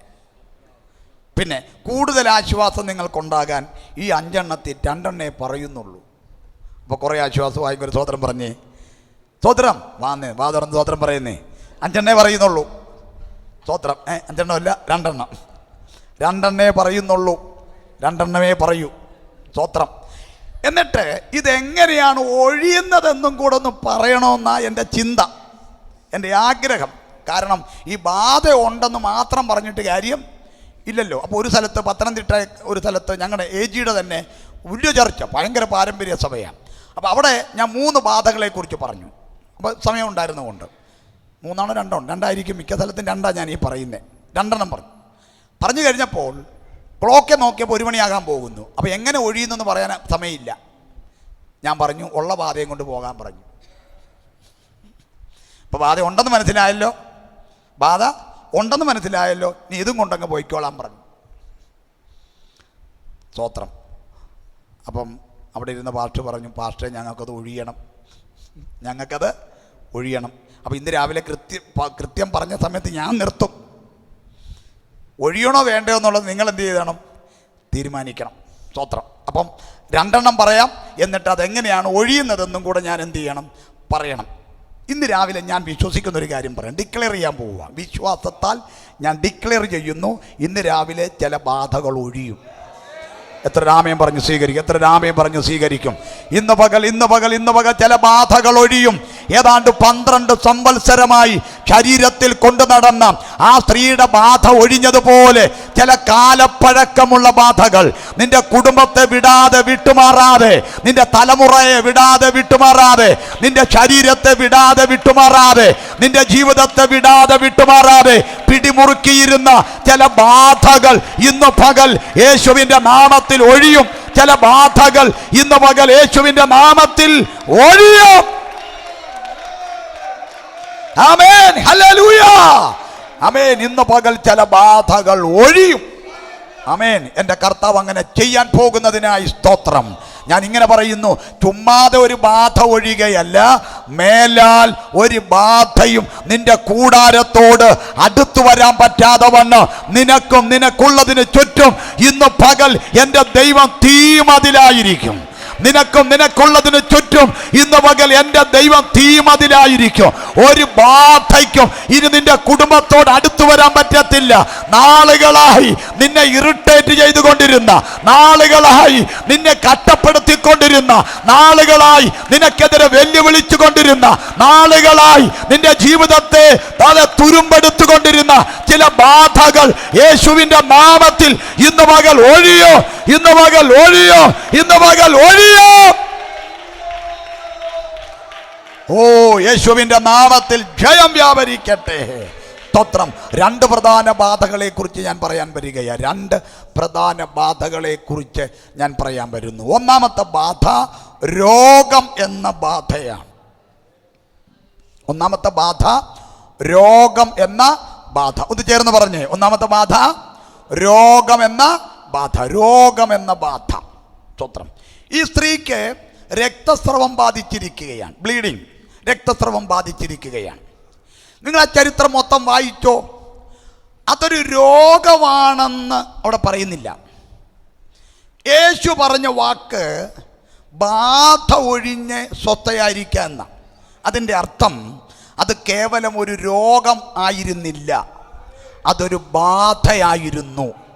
അതുകൊണ്ടാണ് ഞാൻ ഒന്നാമത്തെ ബാധയ്ക്ക് രോഗം എന്ന ബാധ എന്ന് പറയുന്നത്. രോഗം എന്ന ബാധ. ഇവിടെ ഇരിക്കുന്ന ദൈവമക്കൾ അധികവും വേദപുസ്തക പരിചയമുള്ളവരാണല്ലോ. അതുകൊണ്ട് ഉറപ്പായിട്ടും നിങ്ങളോട് കാര്യങ്ങൾ പറയാൻ പറ്റും. സ്തോത്രം. എല്ലാ രോഗവും രോഗമല്ല. ആമേൻ. എല്ലാ രോഗവും രോഗമല്ല. എല്ലാ രോഗവും രോഗമല്ല.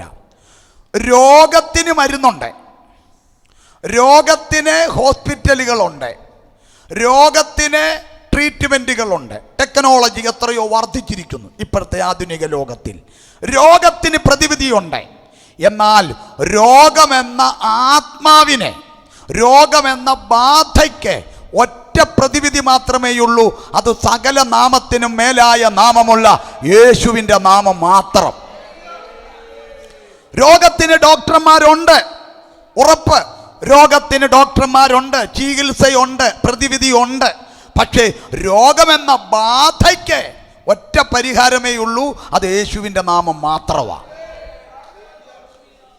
ഇപ്പം നമ്മൾ ഏതെങ്കിലും ലാബിൽ ചെന്ന്, മെഡിക്കൽ ലാബിൽ ചെന്നിട്ട് നമ്മുടെ ബ്ലഡ് ഒന്ന് കൊടുത്താൽ, യൂറിൻ കൊടുത്താൽ, സ്വത്രം ടെസ്റ്റ് ചെയ്താൽ നമ്മുടെ ശരീരത്തിൽ എന്തൊക്കെ രോഗമുണ്ടെന്ന് അവർ പറയും. ഷുഗറുണ്ടോ, കൊളസ്ട്രോൾ ഉണ്ടോ, തൈറോയിഡ് ഉണ്ടോ, എന്തുണ്ട്, ക്യാൻസർ ഉണ്ടോ, എന്താണെങ്കിലും ടെസ്റ്റ് ചെയ്ത് ലാബിൽ റിസൾട്ട് വരും. എന്നാൽ അല്പം ബ്ലഡ് കൊടുത്തിട്ട് നിങ്ങൾ പറഞ്ഞ് ഇതിനകത്ത് പിശാചുണ്ടോ എന്ന് നോക്കാൻ, ഇതിനകത്തൊരു ബാധയുണ്ടോ ഒന്ന് ടെസ്റ്റ് ചെയ്യണേ. കഴിഞ്ഞ ദിവസം ഒരു ഉപദേശിച്ച് തലേ കഴിച്ച് പറഞ്ഞായിരുന്നു. തെളിയുവോ? ഇല്ല. അത് തെളിയുന്ന ഒറ്റ സ്ഥലമാണ് അഗ്നിജ്വാലയ്ക്കത്ത കണ്ണുള്ള യേശുവിൻ്റെ സന്നിധിയിൽ മാത്രം. അപ്പം എല്ലാ രോഗവും രോഗമല്ല, ചിലത് രോഗമെന്ന ബാധയാണ്. രോഗമെന്ന ബാധ. ഈ രോഗമെന്ന ബാധയ്ക്ക് പര്യായ പദം എന്നതുപോലെ മറ്റൊരു പദം വേദപുസ്തകത്തിൽ കിടപ്പുണ്ട്. ആ ബാധയ്ക്ക്, രോഗമെന്ന ബാധയ്ക്ക് പര്യായ പദം എന്നതുപോലെ മറ്റൊരു പദം വേദപുസ്തകത്തിലുണ്ട്. അത് രോഗ ആത്മാവാണ്. രോഗ ആത്മാവ്. ഒരു വാക്യം വായിച്ചോ? വായിച്ചു തരുന്നവർ കുറേ നേരമായിട്ട് പുസ്തകം ഒന്നും വായിക്കാതിരിക്കുകയാണല്ലോ. ഒന്ന് വായിച്ച്. ലൂക്കോസ് 13, ലൂക്കോസ് 13 10-11 വാക്യങ്ങൾ ഒന്ന് വായിക്കാം. ലൂക്കോസ് 13 10-11 വാക്യം.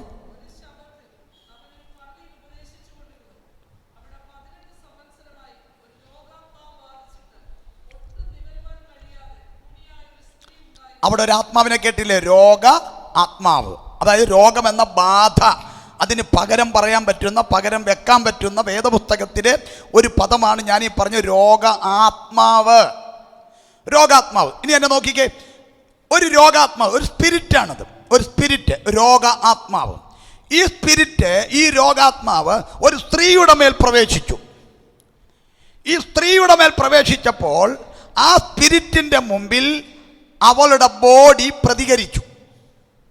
ആ സ്പിരിറ്റ് അകത്ത് കയറിയപ്പോൾ ആ സ്പിരിറ്റിൻ്റെ മുമ്പിൽ അവളുടെ ബോഡി പ്രതികരിച്ചു.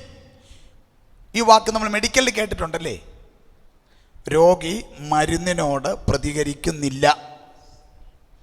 രോഗി മരുന്നിനോട് പ്രതികരിക്കുന്നില്ല.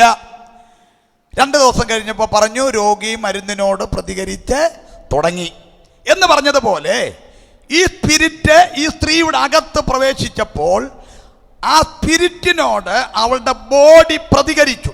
പ്രതികരിച്ചത് നിമിത്തം പെട്ടെന്ന് അവളുടെ ബോഡിക്ക് രൂപമാറ്റം സംഭവിച്ചു. ബോഡിക്ക് രൂപമാറ്റം സംഭവിച്ചിട്ട് അവൾക്ക് ഒരു കൂനുണ്ടായി. അവൾക്ക് എന്തുണ്ടായി? ഒരു കൂനുണ്ടായി. കൂനുണ്ടാകുക എന്ന് പറഞ്ഞാൽ നട്ടെല്ല് വളയണം അല്ലേ? കൂനുണ്ടാകുക എന്ന് പറഞ്ഞാൽ അങ്ങനെയല്ലേ? നട്ടെല്ല് എന്ത് ചെയ്യണം? വളയണം. നട്ടെല്ല്, അതുമായി ബന്ധപ്പെട്ട എല്ലാ സംവിധാനങ്ങളും അങ്ങനെ ആവണം. മാംസമാണേലും പേശികളാണേലും ഞരമ്പുകളാണെങ്കിലും എല്ലാം അങ്ങനെ ക്രമീകരിക്കപ്പെട്ടെങ്കിൽ മാത്രമേ എന്തുണ്ടാവൂ? കൂനുണ്ടാവൂ. അപ്പോൾ ഈ സ്പിരിറ്റ് അകത്ത് കയറിയപ്പോൾ ആ ബോഡിക്ക് ഷേപ്പ് മാറ്റം വന്നു, നട്ടെല്ല് വളഞ്ഞു, ഞരമ്പുകൾ അതിൻ്റെ രീതിയിൽ വന്നു, പേശികൾ അങ്ങനെ വന്നു. അവൾക്കൊരു കൂന് വന്നിരിക്കുകയാണ്. നമ്മുടെ ശരീരത്തിലുള്ള ഏറ്റവും സ്ട്രോങ് ബോണുകളിൽ ഒന്നാണ് നട്ടെല്ല്. സഹോദര ഒരു സ്വോത്രം പറഞ്ഞേ, കൈപൊക്കി സ്വോത്രം പറഞ്ഞേ. സ്വോത്രം. ഇന്നലെ ഡ്യൂട്ടി ഉണ്ടായിരുന്നു, നൈറ്റ് ഡ്യൂട്ടി ആയിരുന്നോ? കുഴപ്പമില്ലല്ലോ. ഇനി ഉറങ്ങരുത്. സ്തോത്രം. ആമേൻ. സ്തോത്രം. അപ്പോൾ ശ്രദ്ധിച്ചിരിക്കും. 2-3 പേര് ഇറങ്ങുന്നത്. അടുത്താൾ ഞാൻ പിടിക്കുന്നുണ്ട്. ഇപ്പുറത്ത് ഈ സൈഡിലുണ്ട്, ഞാൻ പിടിക്കാം. ഇച്ചിരി കഴിയും കണ്ടോണേ. സ്തോത്രം. കൂട്ടുകാരുണ്ട്. സ്തോത്രം. അപ്പോൾ ഈ സ്പിരിറ്റ് അകത്ത് കയറിയപ്പോൾ ബോഡി പ്രതികരിച്ചു. ആൾക്ക് എന്തുണ്ടായി? കൂനുണ്ടായി. ഞാൻ പറയുന്നു, നമ്മുടെ ശരീരത്തിലുള്ള സ്ട്രോങ് ബോണുകളിൽ ഒന്നാ നട്ടല് അല്ലേ? ആരാടാൻ ചോദിച്ചാൽ എന്താടാൻ ചോദിക്കുന്ന സാധനം നട്ടല്. ഈ നട്ടെല്ലാണ് വളച്ചു വച്ചേക്കുന്നത്. എത്ര വർഷം? 18 വർഷം. ഞാൻ നിങ്ങളോട് പറയുന്നു, നിങ്ങളുടെ ശുദ്ധമനസാക്ഷിയെ തട്ടി ഉണർത്തി പറയുന്നു, സ്വത്രം. അവിടെ നട്ടെല്ല് വളച്ചു വെച്ചെങ്കിൽ ആ രോഗാത്മാവിൻ്റെ പവർ എന്തുമാത്രം ഉണ്ട്, ആ രോഗാത്മാവിൻ്റെ പവർ എന്തുമാത്രം ഉണ്ടെന്ന്. സ്വത്രം. പിശാചിനെ പൊക്കി പറയാൻ നിന്നതല്ല, നമ്മൾ അതിനെ ജയിക്കാൻ വേണ്ടി പറയുക. എങ്കിലും ചില സത്യങ്ങൾക്ക് നേരെ കണ്ണടച്ചിരുട്ടാക്കിയിട്ട് കാര്യമില്ലല്ലോ. ആ സ്പിരിറ്റ് അകത്ത് കയറിയതും അവളുടെ നട്ടെല്ല് വളച്ചു വെച്ചു. അവൾക്ക് പൊടുന്നനവേ ഒട്ടും നിവരാൻ പറ്റാത്ത ഒരു കൂന് വെളിപ്പെട്ടിരിക്കുകയാണ്. ഒരു കൂന്, ഒരു സ്പിരിറ്റ് അകത്ത് കയറിയതാ. സ്തോത്രം. ഇനി യേശു പറയുന്ന 1-2 വാക്കുകൂടെ ശ്രദ്ധിക്കുന്നത് നല്ലതായിരിക്കും. യേശു പറയുകയാണ്, ഊമനും ചെകിടനുമായ ആത്മാവേ. എന്തുവാണ്? ഊമനും ചെകിടനുമായ ആത്മാവേ. ഊമ ആത്മാവ്. എന്താ ഊമ ആത്മാവ്? അതൊരു സ്പിരിറ്റാണ്. അതൊരാളുടെ ശരീരത്തിൽ പ്രവേശിച്ചാൽ ബോഡി പ്രതികരിക്കും. ആ ബോഡി ആ ഊമ ആത്മാവിൻ്റെ മുമ്പിൽ പ്രതികരിച്ചാൽ വാ തുറന്ന് ഒന്നും സംസാരിക്കാൻ പറ്റത്തില്ല. പക്ഷെ സംസാരിക്കാൻ പറ്റുന്ന എല്ലാ സംവിധാനവും ഉണ്ട്. വായുണ്ട്, നാവുണ്ട്, ചുണ്ടുണ്ട്, ഉമിനീരുണ്ട്, എല്ലാ സംവിധാനവും ഉണ്ട്. ഈ വായ്ക്കകത്തിട്ട ഈ കപ്പയും ചേമ്പും എല്ലാം കടിച്ച് തിന്നുന്നതും. പക്ഷെ എന്തിനു മാത്രം പറ്റത്തില്ല? സംസാരിക്കാൻ പറ്റത്തില്ല. സംസാരിക്കാൻ പറ്റാതെ വണ്ണം അങ്ങനെ നമ്മുടെ വായെ സംവിധാനം ചെയ്യുന്ന ആ ഒരു സംഭവത്തെ ലോക്ക് ചെയ്ത് കളയും. സംസാരിക്കുന്ന ഒരു സംവിധാനമുണ്ട്. നമുക്കതേക്കുറിച്ച് മെഡിക്കലിൽ എനിക്ക് അത്രയും പരിചയമില്ലാത്തത് കൊണ്ട് ഇത്രയൊക്കെ പറയാനേ പറ്റൂ. അതുകൊണ്ട് സംസാരിക്കാൻ വായുണ്ട്, നാക്കുണ്ട്, ചുണ്ടുണ്ട്, ഉമിനീരുണ്ട്, തിന്നാനൊക്കെ പറ്റുന്നുണ്ട്. പക്ഷേ സംസാരിക്കാൻ മാത്രം പറ്റത്തില്ല. അങ്ങനെ ചെയ്തുകൊണ്ടിരുന്ന ആ സംവിധാനത്തെ ഈ സ്പിരിറ്റ് അകത്ത് ലോക്ക് ചെയ്ത് കളയും. ഊമയായിപ്പോ. സ്തോത്രം. ഞാൻ ചിലപ്പോഴെങ്കിലും ചിലയിടത്ത് രസത്തിന് പറയാറുണ്ട്, സ്തോത്രം, ഈ ഊമ ആത്മാവ് ഏറ്റവും കൂടുതൽ പ്രവേശിക്കുന്നത് യോഗത്തിനിരിക്കുമ്പോഴാണ്. ഈ ഊമ ആത്മാവ് ഏറ്റവും കൂടുതൽ പ്രവേശിക്കുന്ന എപ്പോഴാണ്? നമ്മൾ യോഗത്തിനിരിക്കുമ്പം. മിണ്ടിയല്ല. എല്ലാ സംവിധാനവും ഉണ്ട്, പക്ഷെ എന്ത് ചെയ്യത്തില്ല? മിണ്ടത്തില്ല. ഞാൻ ഇത്ര നേരം പറഞ്ഞിട്ട് ഒരു സ്തോത്രം വൃത്തിക്ക് പറയാത്തവർ ഇപ്പോഴും ഇരിപ്പുണ്ട്. എനിക്ക് സംശയം. ഞാൻ കാണിക്കണിപ്പം ഇന്ന് രാത്രി കൂടെ യോഗം ഉള്ളതുകൊണ്ടല്ലേ ഞാൻ തലേക്ക് വെച്ച് പറഞ്ഞേനെ ദൂത്. സ്തോത്രം. ഇത്ര നേരം ഞാൻ ബഹളം വെച്ചിട്ടും ഈ കണ്ട ആൾക്കാരെല്ലാം കൈയടിച്ചിട്ടും സ്തോത്രം പറഞ്ഞിട്ടും അനങ്ങാത്തവർ ഇതിനകത്തിരിപ്പുണ്ട്. ഞാൻ ചിലയിടത്ത് പറയാറുണ്ട്, ഒരു സ്തോത്രത്തിനൊരു വട വെച്ച് തരാമെന്ന്. എന്നാലും വാ തുറന്ന് എന്ത് ചെയ്യത്തില്ല? മിണ്ടത്തില്ല. അതെന്താന്ന് ചോദിച്ചാൽ ഈ സ്പിരിറ്റ് അകത്ത് കയറുന്നതാണ്. ഈ സ്പിരിറ്റ് അകത്ത് കയറുന്നതാണ്. എനിക്ക് തോന്നുന്നു ചെരുപ്പൂരി ഇടുന്ന സമയത്ത് നിങ്ങൾ പ്രാർത്ഥിക്കണം, ഈ സ്പിരിറ്റ് എൻ്റെ മേൽ കയറരുത്. ഞാൻ വാ തുറക്കാൻ പോകുക. ഞാൻ ഇനി ഈ ചർച്ചിനകത്ത് കയറിയ വാ തുറക്കും. വചനം പറയുന്നു, നിന്റെ വാ വിസ്താരത്തിൽ തുറക്കെ, ഞാൻ അതിനെ നിറയ്ക്കാം. എന്തുകൊണ്ടാണ് നിറയ്ക്കാത്തത്? എന്തുകൊണ്ടാണ് നിറയാത്തത് എന്ന് ചോദിച്ച വാ തുറക്കാത്തത് കൊണ്ട്. നിങ്ങൾ കൊടും പാപികളായതുകൊണ്ടല്ല, നിങ്ങൾ ദുഷ്ടമനുഷ്യരായതുകൊണ്ടല്ല, നിങ്ങൾ മോശം മനുഷ്യരായതുകൊണ്ടല്ല, നിങ്ങൾ വാ തുറക്കാത്തത് കൊണ്ട്. സ്തോത്രം. ബാംഗ്ലൂരിൽ രവി മണി എന്ന് പറയുന്ന ആളെ നിങ്ങൾക്കറിയാമോ? ബാംഗ്ലൂർ രവി മണി അറിയാവുന്നൊരു കൈപൊക്കിക്കേ. 2-3 പേര്. അദ്ദേഹം ഒരു ക്രിക്കറ്റ് പ്ലെയറായിരുന്നു. ഇൻ്റർനാഷണൽ ലെവലുകളിൽ കളിക്കുന്ന ഒരു ക്രിക്കറ്റ് പ്ലെയറായിരുന്നു രവി മണി. താൻ രക്ഷിക്കപ്പെട്ടു. സ്തോത്രം. ഒന്നും അറിയാൻ പാടില്ല, ഒരു കാര്യമൊന്നും എനിക്കറിയത്തില്ല. സ്തോത്രം. അങ്ങനെ വേദപുസ്തകം വായിച്ചുകൊണ്ടിരുന്നപ്പോൾ വായിച്ച വാക്യമാണ്, നിന്റെ വാ വിസ്താരത്തിൽ തുറക്ക്, ഞാനതിനെ നിറയ്ക്കാം. പുള്ളി ടെറസിൻ്റെ മുകളിൽ പോയി പൊട്ടനെ പോലെ വായും തുറന്നുകൊണ്ടിരിക്കും. പുള്ളി പറഞ്ഞ സാക്ഷ്യമായി പറഞ്ഞേ. ടെറസിന്റെ മുകളിൽ പോയി വാ തുറന്നിരിക്കും. കണ്ട നിങ്ങളെന്തോ പറയും? പരിജ്ഞാനമില്ലാത്തവൻ, ബോധമില്ലാത്തവൻ. നിങ്ങളെന്തോ പറയും? വിവരമില്ലാത്തവൻ. ഞങ്ങളെ കണ്ട ഡീസൻ്റ് ആയിട്ടിരിക്കുന്ന കണ്ട. അതേ വാക്യം ഞങ്ങൾ വായിച്ചതല്ലേ? അതേ വാക്യം ഞങ്ങൾ വായിച്ചതല്ലേ? ഞങ്ങളിരിക്കുന്നുണ്ട് ഡീസൻ്റ് ആയിട്ട്. ഈ വാക്യം അവന് വായിച്ചപ്പോൾ അവന് ഭ്രാന്ത് പിടിച്ചു. സ്തോത്രം. പുള്ളി പോവാത്ത രാജ്യമില്ല. ഹലോ, അല്ല പിടി കിട്ടിയോ? പുള്ളി പോവാത്ത രാജ്യമില്ല. പുള്ളിയുടെ കർണാടക ചർച്ചിനകത്ത് 25,000 50,000 പേരുണ്ടെന്ന് വാ തുറന്നതാ, പൊട്ടനായതാ. വചനം പറയുന്നു, ജ്ഞാനികളെ ലജ്ജിപ്പിക്കാൻ ദൈവം ലോകത്തിൽ ഭോഷത്വമായത് തിരഞ്ഞെടുത്തിരിക്കുകയാ. ബുദ്ധി പറഞ്ഞ് മിടുക്ക് കാണിച്ച് ഇവിടെ ഇരിക്കാമെന്നുള്ളതല്ലാതെ കാൽക്കാച്ചിന് ഗുണമുണ്ടാവത്തില്ല. ഇന്ന് പകൽ പൊട്ടിയാവ്. ഇന്ന് രാവിലെ വചനത്തിന്റെ മുമ്പിൽ ഭ്രാന്തനാവ്. ദൈവത്തിന് നിന്നെ ഉപയോഗിക്കാൻ പറ്റും. സ്തോത്രം. നമുക്ക് കുറെ പരിജ്ഞാനം മൂത്തുപോയി. പണ്ട് മുതൽ ആൾക്കാർ പറയുന്നു പാമ്പിനെ പോലെ ബുദ്ധിയും, പാമ്പിനെ പോലെ ബുദ്ധി പിടിച്ചിട്ടുണ്ട്, മറ്റേത് വിട്ടുകളഞ്ഞു. സ്തോത്രം. മറ്റേത് വിട്ടുകളഞ്ഞു. ബുദ്ധിക്കകത്ത് കയറി പിടിച്ചേക്കുക. അതുവേണ്ടി എന്ത് വേണ്ടി? ബുദ്ധി പിടിച്ച് അവിടെ ഇരിക്കുക. ബുദ്ധിമുട്ടായിപ്പം. സ്തോത്രം. ഞാൻ പറഞ്ഞു വരുന്ന വാക്കുകൾ, ആശയങ്ങൾ ശ്രദ്ധിക്കണമല്ലോ. ഇന്ന് പകൽക്കാലം സ്തോത്രം, ആമേൻ, വാ തുറക്കണം. ഈ ഊമാത്മാവിനെ നമുക്ക് വേണ്ട. ഒന്ന് വാ തുറന്ന് പറഞ്ഞേ, മക്കളെ പറഞ്ഞേടാ. സ്തോത്രം. ഈ ഊമാത്മാവിനെ എനിക്ക് വേണ്ടെന്ന് പറഞ്ഞേ. ഈ ഊമാത്മാവിനെ എനിക്ക് വേണ്ടെന്ന് പറഞ്ഞേ. വാ തുറന്ന് പറയുന്നേ.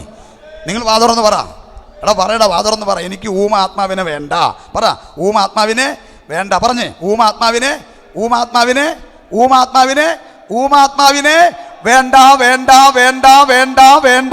വേണ്ട. എന്നിട്ട് നിങ്ങൾ മിണ്ടുന്നില്ലെങ്കിൽ അതിൻ്റെ അർത്ഥം എന്താ? ബോഡി ലാംഗ്വേജ് എന്തുവാ? എനിക്ക് വേണം. അതാ നിങ്ങളുടെ ബോഡി ലാംഗ്വേജ്. പറ, വേണ്ട. ഊമാത്മാവിന് എനിക്ക് വേണ്ട. ഇത് സഭയാണ്. നിങ്ങൾ മനസ്സിലാക്കണം, ഇത് സഭയാണ്. സഭയുടെ അതോറിറ്റി എന്നാണെന്നറിയാമോ? ഇപ്പൊ ഇരിക്കുന്ന എല്ലാം കൂടെ 15 പേരെ ഉള്ളന്നേ. നിങ്ങൾ ഈ 15ന്റെ കണക്കല്ല നോക്കേണ്ടത്. ഇത് സഭയാണ്. യേശുവിൻ്റെ സ്വന്തം രക്തത്തെ സമ്പാദിച്ച സഭയാണ്. ഞാൻ പലപ്പോഴും പലയിടത്തും പറയാറുണ്ട്, യേശുവിന് സ്വന്തം എന്ന് പറയാൻ ഈ ഭൂമിയിൽ ഒന്നേ ഉള്ളൂ, അത് ദൈവത്തിൻ്റെ സഭയാണ്. ഇവിടെ നിയമസഭയ്ക്കകത്ത് അതോറിറ്റി ഇല്ലേ? രാജ്യസഭയ്ക്കകത്ത് അതോറിറ്റി ഇല്ലേ? സ്വന്തം ലോകസഭയ്ക്കകത്ത് അതോറിറ്റി ഇല്ലേ? നമ്മൾ ഇന്ന് രാവിലെ പെട്രോൾ പമ്പിൽ ചെന്നപ്പം സ്തോത്രം, പെട്രോളിന് 20 രൂപ കൂടി. നമ്മൾ പെട്രോൾ പമ്പുകാരനോട് ഉടക്കിയിട്ട് വല്ല കാര്യമുണ്ടോ? പുള്ളി ആ സഭയെ തീരുമാനിച്ച് ഇന്ന് മുതൽ ഇതാണെന്ന്. നമ്മൾ ആ സഭയെ പോയില്ല. പക്ഷെ അവിടെ എടുത്ത തീരുമാനം നമ്മൾ അനുസരിക്കേണ്ടി വന്നു. അങ്ങനെയെങ്കിൽ സഭയെടുക്കുന്ന തീരുമാനം ആത്മമണ്ഡലത്തിൽ കിടക്കും. കർത്താവ് പറയുന്നു, നിങ്ങൾ ഭൂമിയിൽ കെട്ടുന്നത് സ്വർഗത്തിൽ കെട്ടപ്പെട്ടിരിക്കും, നിങ്ങൾ ഭൂമിയിൽ അഴിക്കുന്നത് സ്വർഗത്തിൽ അഴിയപ്പെട്ടിരിക്കും. ഈ അന്തരീക്ഷത്തിൽ നിന്നുകൊണ്ട് നിങ്ങൾ പറയണം, എനിക്ക് ഊമാത്മാവിനെ വേണ്ട, എനിക്ക് വാ തുറക്കണം, എനിക്ക് വാ തുറന്ന് ദൈവത്തെ ആരാധിക്കണം, എനിക്ക് വാ തുറന്ന് ദൈവത്തെ സ്തുതിക്കണം, എനിക്ക് വാ തുറന്ന് പ്രാർത്ഥിക്കണം. എനിക്ക് ഊമാത്മാവിനെ വേണ്ടെന്ന് ഇന്ന് പകൽ വിളിച്ചു വരാം. പോട്ടാട്ടെ, ആ കെട്ടുകളൊക്കെ പോട്ടാട്ടെ. നിന്നെ ഊമയാക്കിയ കെട്ടുകൾ പോട്ടാട്ടെ. ദൈവസന്നിധിയിൽ നിന്നെ ഒതുക്കിയ കെട്ടുകൾ പോട്ടാട്ടെ. ഇന്ന് പകൽ നിന്നെ ഊമ പിടിപ്പിച്ച, നിന്നെ ഊമയാക്കിയ ആ സ്പിരിറ്റുകൾ യേശുവിന്റെ നാമത്തിൽ ഈ പകൽ അഴിയട്ടെ. Thank you holy spirit. ഈ സഭയോട് കാണിക്കുന്ന കരുണയ്ക്കായി സ്തോത്രം. Thank you holy spirit. ഞങ്ങളോട് കാണിക്കുന്ന മനസ്സലിവിനായി സ്തോത്രം. ഇന്ന് പകൽ ഈ വചനം കേട്ടുകൊണ്ടിരിക്കുമ്പോൾ ചിലരുടെ വായ്ക്കകത്ത് നിന്ന് ആത്മാവ് ഇറങ്ങിപ്പോവട്ടെ. ദൈവസന്നിധി ഇരിക്കുമ്പോൾ വാ തുറക്കാൻ കഴിയാതെ, പ്രാർത്ഥിക്കാൻ കഴിയാതെ, ഉറക്കി മയക്കി തണുപ്പിച്ച് ബന്ധിച്ച് മടിപ്പിച്ച് അവരെ ഒതുക്കിയ ദുഷ്ട പിശാച് യേശുവിന്റെ നാമത്തിൽ വിട്ടുപോകട്ടെ.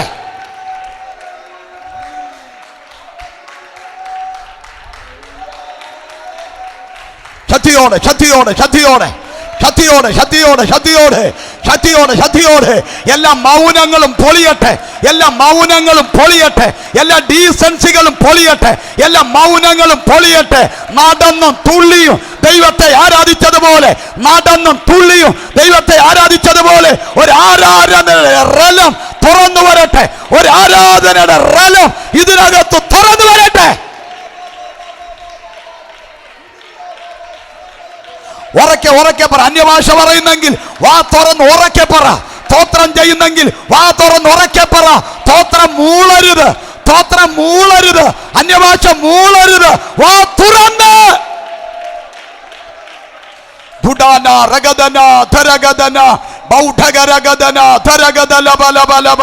യേശുവിന്റെ നാമത്തില്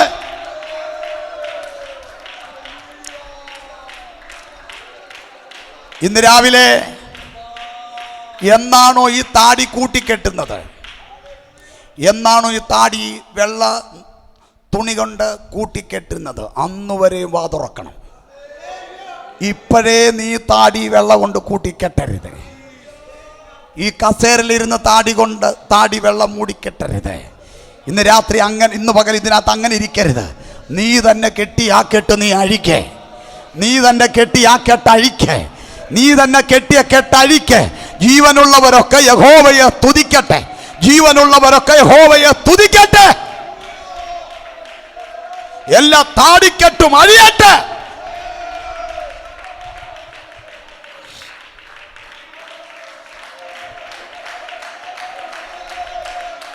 ഓ രഗദന ബൗഢഗരഗദനാധര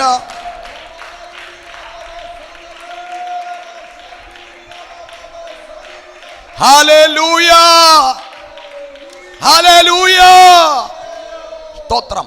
അപ്പോൾ യേശു പറയുകയാണ് ഊമാത്മാവ്, അടുത്ത ചെകിടാത്മാവ്. കേൾക്കാനുള്ള സംവിധാനങ്ങളെല്ലാം ഉണ്ട്, പക്ഷേ സ്പിരിറ്റ് വന്ന് കയറുമ്പോൾ കേൾക്കാൻ പറ്റത്തില്ല, കേൾക്കാൻ പറ്റത്തില്ല. നിങ്ങളൊന്ന് ഓർത്ത് നോക്കിക്കേ, ഒരാത്മാവ് ഒരു സ്ത്രീയുടെ മേൽ വന്നപ്പോൾ അവളുടെ നട്ടെല്ല് വളഞ്ഞു കൂനായി. ഒരു ഊമാത്മാവ് ഒരാളുടെ ശരീരത്തിൽ വന്ന് പ്രവേശിക്കുമ്പോൾ നാവെടുത്ത് സംസാരിക്കാൻ പറ്റുന്നില്ല. ചെകിടാത്മാവ് ഒരുത്തൻ്റെ മേൽ വരുമ്പോൾ കേൾക്കാൻ പറ്റുന്നില്ല. അതിൽ നിന്നെല്ലാം നമുക്കൊരു കാര്യം കൂട്ടിവെച്ച് വായിക്കാം. എന്താണെന്നറിയാമോ?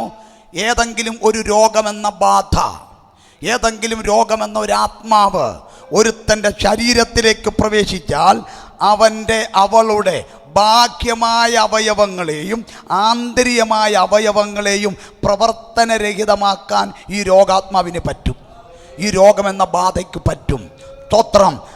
ആന്തരിക അവയവങ്ങളെയും ബാഹ്യമായ അവയവങ്ങളെയും ഡിസോർഡറാക്കി വെക്കാൻ, ബലഹീനപ്പെടുത്താൻ, പ്രവർത്തനരഹിതമാക്കാൻ ഈ രോഗമെന്ന ബാധയ്ക്ക് പറ്റും. അത് സ്കാൻ ചെയ്താൽ മനസ്സിലാവത്തില്ല, അതിന് മെഡിസിൻ ഇല്ല, അതിനൊറ്റ വഴിയേ ഉള്ളൂ, യേശുവിൻ്റെ നാമം മാത്രം. എന്തുകൊണ്ടാണ്? ആന്തരിക അവയവങ്ങൾ ഡിസോർഡറാക്കും, ആന്തരിക അവയവങ്ങൾ കേടുപാടാക്കും, ബാഹ്യമായ അവയവങ്ങൾ പ്രവർത്തനരഹിതമാക്കും എന്നൊക്കെ പറയുന്നത് ചുമ്മാതെ അങ്ങ് തള്ളിയതല്ല. ഇന്നത്തെ ആമ്പിള്ളേർ പറയുന്ന പോലെ വെറുതെ തള്ളി പറഞ്ഞതല്ല. സ്തോത്രം. ഒന്ന് വേദപുസ്തകത്തിലുണ്ട്, രണ്ട് ഇന്നും അനേകരുടെ ബന്ധനങ്ങൾ അഴിയുന്നത് കൊണ്ട് എനിക്കും പറയാൻ പറ്റും പിശാചു പല മണ്ഡലങ്ങളെയും ബന്ധിക്കുന്നുണ്ടെന്ന്. സ്തോത്രം. ആന്തരിക അവയവങ്ങൾ പിശാച് ഡിസോർഡറാക്കുക എന്നുള്ളതിന് ചെറിയൊരു ഉദാഹരണം പെട്ടെന്ന് പറയാം. എൻ്റെ ഭാര്യയുടെ അനുജത്തി അവർ കുടുംബമായി ഷാർജയിലാണ്. സ്തോത്രം.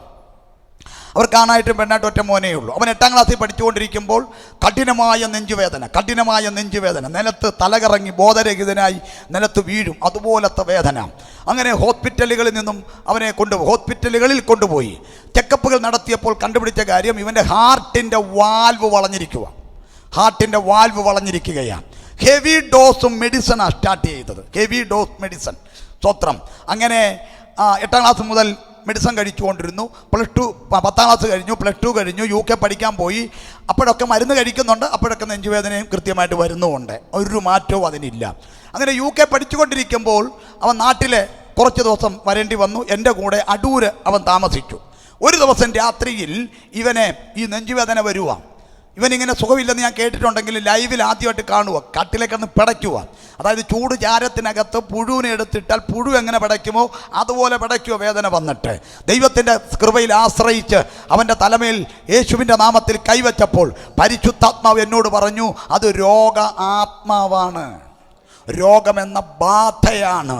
ആ രോഗാത്മാവിനെ അന്ന് രാത്രി ശാസിച്ചു.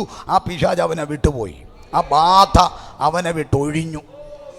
പിറ്റേ ദിവസം രാവിലെ അവൻ ഇത്തിരി നേരത്തെ എഴുന്നേറ്റ് വന്നു. ഞാൻ താമസിച്ച് കിടന്നതുകൊണ്ട് എഴുന്നേക്കാൻ ഇത്തിരി താമസിച്ചു. ഏതാണ്ട് അരമയക്കത്തിൽ കിടന്ന് എന്നെ അവൻ വിളിച്ചെഴുന്നേൽപ്പിച്ചു. പപ്പേ എഴുന്നേക്കാൻ പറഞ്ഞു.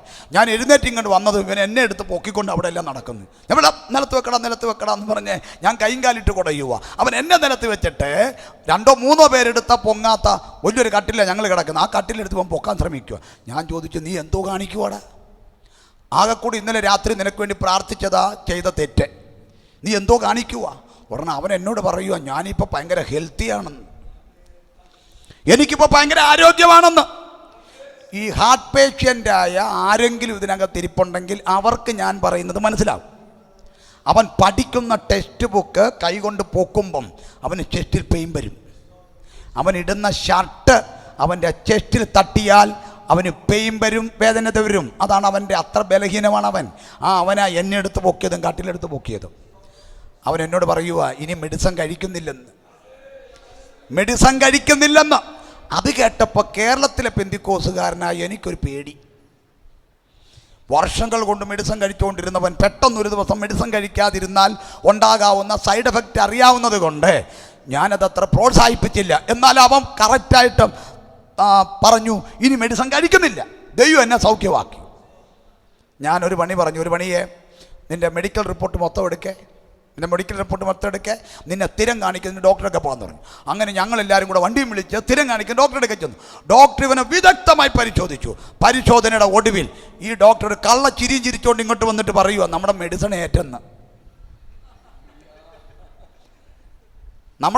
ഏറ്റെന്ന്, ഇവൻ്റെ ഹാർട്ടിൻ്റെ വാൽവ് നേരെയായെന്ന്, ഇനി ഇവന് മെഡിസിൻ വേണ്ടെന്ന്. ഏത് മെഡിസിനാ ഏറ്റെന്ന് നമുക്കറിയാം. സകല നാമത്തിനും മേലായ നാമമുള്ള യേശുവിൻ്റെ നാമത്തിൽ ഇന്ന് പകലും രോഗമെന്ന ബാധകൾ ഒഴിയും. എത്ര പേർക്ക് ഈ രാവിലെ വിശ്വാസത്തോടെ പ്രാർത്ഥിക്കാൻ നിയോഗമുണ്ട്?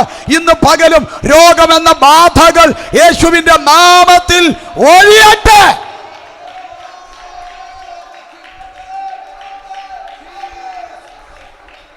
ആമേൻ. സ്തോത്രം. സമയമില്ലെന്ന് എനിക്കറിയാം, എങ്കിലും ഒരു ഭാഗം ഒന്ന് തൊട്ട് പറയണമെന്നൊരു നിയോഗമുള്ളത് കൊണ്ട് പറയാം. സ്തോത്രം. ആരോഗ്യം. ഇപ്പം നമ്മുടെ ഹെൽത്ത് ഡിപ്പാർട്ട്മെൻറ്റ് എന്ന് പറഞ്ഞ ഡിപ്പാർട്ട്മെൻറ്റ് തന്നെ നമുക്കുണ്ടല്ലേ. ആരോഗ്യം, ഹെൽത്ത് ഡിപ്പാർട്ട്മെൻറ്റ്, ആരോഗ്യ കേന്ദ്രമോ, ആരോഗ്യ വകുപ്പ്. സ്തോത്രം. Health department. സ്തോത്രം. ആരോഗ്യം. നമ്മൾ ആരോഗ്യത്തോടെ ജീവിക്കണമെന്ന് ദൈവം ആഗ്രഹിക്കുന്നു. എത്ര രാമേൻ പറയും? രാമേൻ പറഞ്ഞു, ഒന്നുകൂടെ പറഞ്ഞു. ഞാൻ ഒന്നുകൂടെ പറയാം, ആ വാക്ക് ഒന്നുകൂടെ പറയാം. നമ്മൾ ആരോഗ്യത്തോടെ ജീവിക്കണമെന്ന് ദൈവം ആഗ്രഹിക്കുന്നു. വചനത്തിൽ തെളിവുണ്ട്, എങ്കിലും ഞാൻ വചനത്തിൻ്റെ തെളിവിലേക്ക് പോവാതെ, ഇപ്പം നമുക്ക് മക്കളുണ്ട്. ഈ കുഞ്ഞ് ഓടിച്ചാടി കളിക്കുന്നു. സ്തോത്രം. ഈ കുഞ്ഞ് വയ്യെന്നും പറഞ്ഞ് പുതപ്പിനടി കിടക്കുന്നത് കാണാനാണോ നമുക്കിഷ്ടം? അല്ല, നല്ല ആരോഗ്യത്തോടെ ചുറുചുറുക്കോടെ ഓടിച്ചാടി കളിക്കുന്നത് കാണാനല്ലേ. എടാ, ദോഷികളായ നമ്മൾ ഇങ്ങനെയാണെങ്കിൽ സ്വർഗത്തിനായ പിതാവ് എത്രയധികം. നമ്മൾ ഹോസ്പിറ്റൽ മൊത്തം കയറി ഇറങ്ങി നടക്കണമെന്ന് ദൈവത്തിന് വല്ല താല്പര്യമുണ്ടോ? ട്രിപ്പും കയറ്റി മെഡിക്കലിൻ്റെ ആ ടേബിൾ ഇങ്ങനെ മലമലച്ച് കിടക്കണമെന്ന് ദൈവത്തിന് വല്ല താല്പര്യമുണ്ടോ? ഇല്ല. ദൈവത്തിൻ്റെ ആഗ്രഹം നമ്മൾ എങ്ങനെ ജീവിക്കണമെന്നാ, നമ്മൾ ആരോഗ്യത്തോടെ ജീവിക്കണമെന്നാ. ഇനി ഇരമ്യാ പ്രവചനത്തിനൊരു വാക്യം കൂടെ ഞാൻ ഉദ്ധരിച്ചേക്കാം. അവിടെ പറയുന്നു, ഞാൻ രോഗശാന്തിയും ആരോഗ്യവും വരുത്തുന്ന ദൈവം. 33-ാം അധ്യായവാ. ഞാൻ രോഗശാന്തിയും ആരോഗ്യവും വരുത്തുന്ന ദൈവം. അപ്പം നമ്മൾ ആരോഗ്യത്തോടെ ഇരിക്കണമെന്നാണ് ദൈവത്തിൻ്റെ ആഗ്രഹം. അതുമായി വിശദീകരിച്ച് കുറേ കാര്യങ്ങൾ പറയാനുണ്ട്, സമയം പോകും എന്നുള്ളത് കൊണ്ട് ഞാൻ അവിടെ നിർത്തുകയാണ്.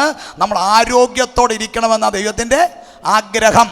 എന്നാൽ ആ ആഗ്രഹം മനസ്സിലാക്കി പിശാച് അതിനെതിരെ കയറി വരുന്നതാ രോഗമെന്ന ബാധ.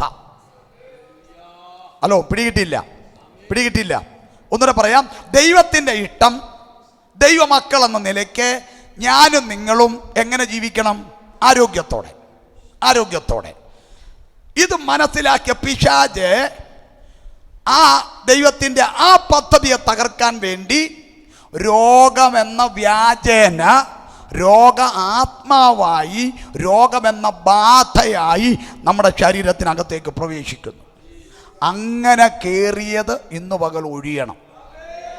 നിന്റെ ആരോഗ്യത്തെ തകർക്കാൻ കയറി വന്ന ഏത് ബാധയാണോ അത് ഇന്ന് പകൽ ഒഴിയണം. നിന്റെ ആരോഗ്യത്തെ തകർക്കുന്ന ഏത് ബാധയാണോ അത് ഇന്ന് പകൽ ഒഴിയണം. നിന്റെ ആന്തരിക അവയവങ്ങളെയും ബാഹ്യ അവയവങ്ങളെയും ഡിസോർഡറാക്കി, പ്രവർത്തനരഹിതമാക്കി, ആരോഗ്യമില്ലാതെയാക്കി, മെഡിസിൻ കഴിപ്പിച്ച് ഹോസ്പിറ്റൽ വഴി നിന്നെ ഓടിക്കുന്ന ആ ബാധ ഇന്ന് പകൽ യേശുവിന്റെ നാമത്തിൽ ഒഴിയണം.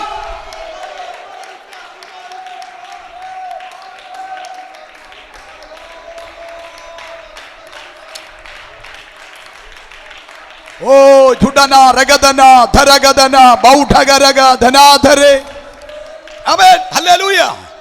എൻ്റെ അനിയത്തിയുടെ മോൻ്റെ കാര്യം പറഞ്ഞില്ല, അത് ഒരെണ്ണമൊന്നുമല്ല കേട്ടോ. സ്തോത്രം. 100 കണക്ക് അനുഭവത്തിൻ്റെ അടിസ്ഥാനത്തിൽ എനിക്ക് പറയാൻ പറ്റും. ആ ബാധ ഒഴിഞ്ഞാൽ ആരോഗ്യമാണ്. ആ ബാധ ഒഴിഞ്ഞാൽ പിന്നെ ഹോസ്പിറ്റലിൽ കയറണ്ട. ആ ബാധ ഒഴിഞ്ഞാൽ പിന്നെ ഓപ്പറേഷൻ ചെയ്യണ്ട. ആ ബാധ ഒഴിഞ്ഞാൽ പിന്നെ വിടുതല. സ്തോത്രം. ആമേൻ, ഹല്ലേലൂയ, ഹല്ലേലൂയ. നിങ്ങളുടെ ഇരിപ്പ് കണ്ടിട്ട് ഒരെണ്ണം കൂടെ ഞാൻ പറയാം. ഒരു ഉദാഹരണം പെട്ടെന്ന് പറയാം. സ്തോത്രം. എനിക്ക് ഇഷ്ടമുള്ളൊരു ഉദാഹരണം അതും. പലരുടെയും വിടുതൽ നടക്കും. ഇഷ്ടംപോലെ ആൾക്കാരുടെ വിടുതൽ നടക്കും. ഇന്നലെയും വിടുതൽ നടന്നു. സ്തോത്രം. ശ്വാസം മുട്ട്. ഒരു മോൾക്ക് ഭയങ്കര ശ്വാസം മുട്ട്. അവൾക്ക് പഠിക്കാൻ പറ്റുന്നില്ല. അവൾക്ക് ഭയങ്കര തണുപ്പും പൊടിയൊക്കെ, അലർജിയും ശ്വാസം മുട്ടും. സ്തോത്രം. വന്നു നിന്നതേ ഉള്ളൂ. സ്തോത്രം. പെട്ടെന്ന് അവളിലേക്ക് ആ രോഗം വെളിപ്പെട്ടു. അതൊരു പിശാചായിരുന്നു. അത് അവളെ വിട്ടുപോയി. സ്തോത്രം. അപ്പോൾ ഞാൻ പറഞ്ഞു വരുന്ന അർത്ഥം, അങ്ങനെ 100 കണക്ക് അനുഭവത്തിൽ ഞാൻ വിശ്വസിക്കുന്നു ഈ കയ്യെ ദൈവം അഭിഷേകം ചെയ്തതാ. വിശദീകരിക്കാൻ സമയമില്ല. ഈ കയ്യെ ദൈവം അഭിഷേകം ചെയ്തതാ. പിതാവിൻ്റെയും പുത്രൻ്റെയും പരിശുദ്ധാത്മാവിൻ്റെ നാമത്തിൽ ഒരാളുടെ തലമേൽ കൈവച്ചാൽ രോഗാത്മാവാണേ പുറത്തു വരും, ദുരാത്മാവാണേ പുറത്തു വരും. കാരണം നമ്മുടെ ദൈവം കൈകളിലൂടെ പ്രവർത്തിക്കുന്ന ദൈവമാണ്. സ്തോത്രം. വിശദീകരിക്കുന്നതിന് ഞാൻ ആ ഭാഗം.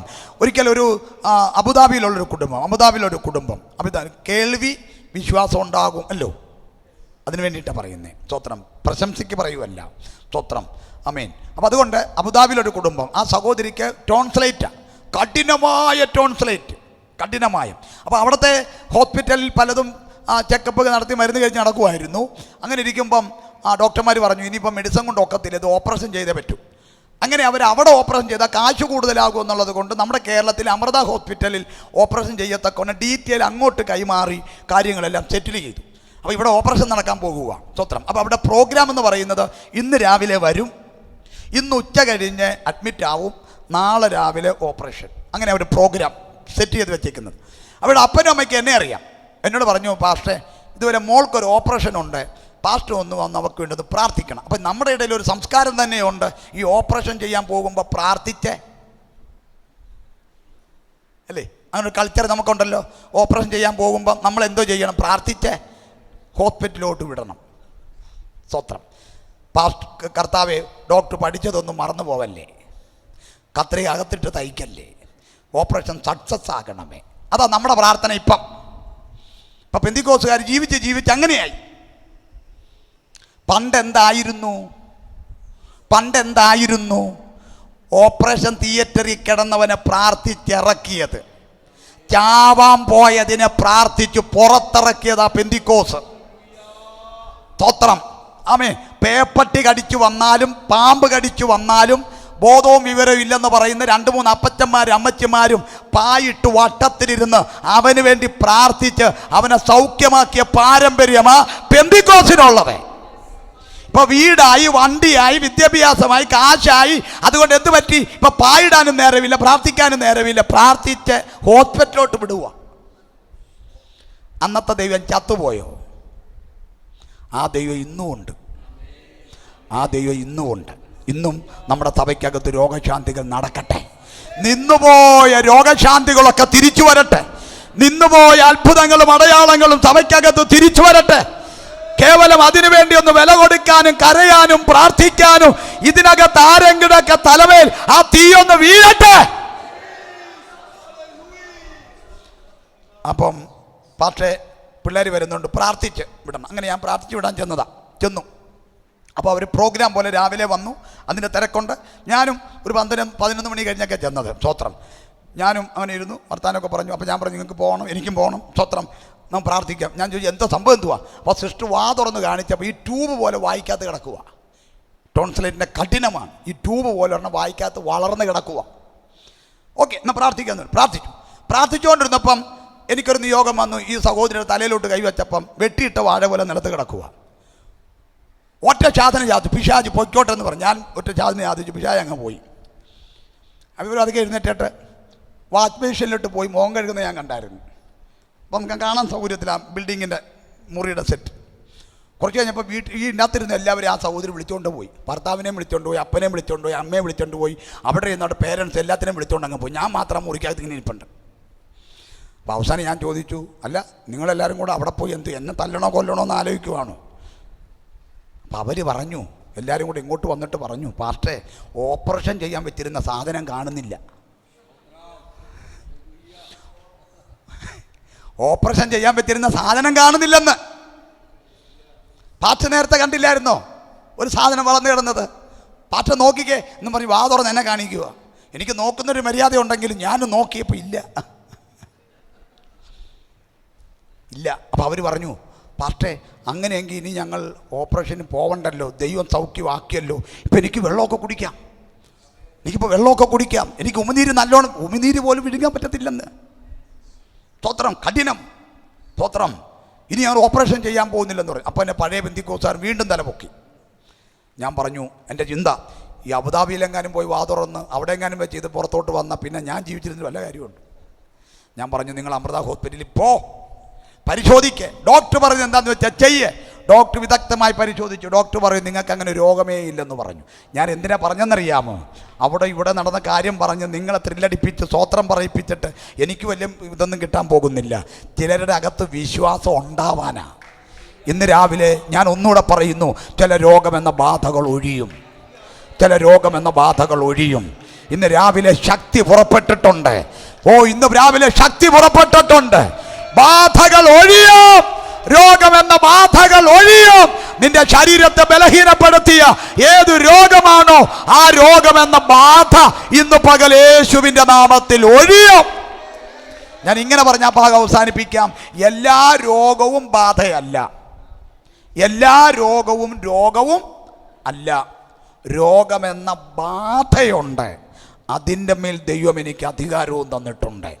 ഇന്ന് പകൽ അതൊഴിയും എന്നാണ് ഞാൻ ഈ പറയുന്നത്. ഇന്ന് രാവിലെ ആരെങ്കിലും ശരീരത്തിൽ രോഗമെന്ന ബാധയുമായിട്ടിരിപ്പുണ്ടെങ്കിൽ നിങ്ങൾ പറയണം, എൻ്റെ വിടുതലിന് വേണ്ടിയ ആ ദൈവദാസനെ ദൈവം അയച്ചേക്കുന്നത്. പറയാൻ എത്ര പേരുണ്ട്? എൻ്റെ വിടുതലിൻ്റെ ദിവസമായി ഇന്ന്, എൻ്റെ സൗഖ്യത്തിൻ്റെ ദിവസമായി ഇന്ന്. ഈ ദൂത് എന്നെ ദൈവം കേൾപ്പിക്കുന്നത് വെറുതെ ചിരിച്ചിട്ട് പോവാനല്ല, എന്നെ സൗഖ്യമാക്കാനാണ്. സ്തോത്രം. രണ്ടാമത്തെ ബാധ അതുകൂടെ പറഞ്ഞ് ഞാൻ അവസാനിപ്പിക്കാൻ. രണ്ടാമത്തെ ബാധ സ്തോത്രം. രണ്ടാമത്തെ ബാധ സമ്പത്തിനെ തകർക്കുന്ന ബാധയാണ്. സ്തോത്രം. ചെറുപ്പക്കാരി പിള്ളേർ, നിങ്ങളെല്ലാവരും കേട്ടോ, തീരെ പ്രായമുള്ളവരല്ല. സ്തോത്രം. ഇവിടെ ഇരിക്കുന്ന ഏതാണ്ട് എല്ലാവരും നല്ല പ്രായമുള്ള ചെറുപ്പക്കാരാണ്. അതുകൊണ്ട് സ്തോത്രം, നിങ്ങൾ ശ്രദ്ധിച്ചിരിക്കുന്നത് നല്ലതാണ്. സമ്പത്തിനെ തകർക്കുന്ന ബാധ. രണ്ടാമത്തെ ബാധയുടെ പേരെന്തുവാ? സമ്പത്തിനെ തകർക്കുന്ന ബാധ. നമ്മൾ മർക്കോസ് 5:25-26 ഒക്കെ അല്ലേ വായിക്കുന്നത്? ഒന്ന് വായിച്ചു നോക്കിയാൽ മർക്കോസ് 5 ആ ചരിത്രം. അവിടെ നിന്നാണ് കുറിവാക്യം വായിച്ചത്. രക്തസ്രവക്കാരുടെ ചരിത്രമാണ് തുടരുന്നത്. ആ ചരിത്രത്തിൽ നിന്നുകൊണ്ട് തന്നെയാണ് ഞാൻ ഈ 5 ബാധകളെക്കുറിച്ചും പറയുന്നത്. അതിൽ മർക്കോസ് 5:25-26 ഒന്ന് വായിച്ചേ.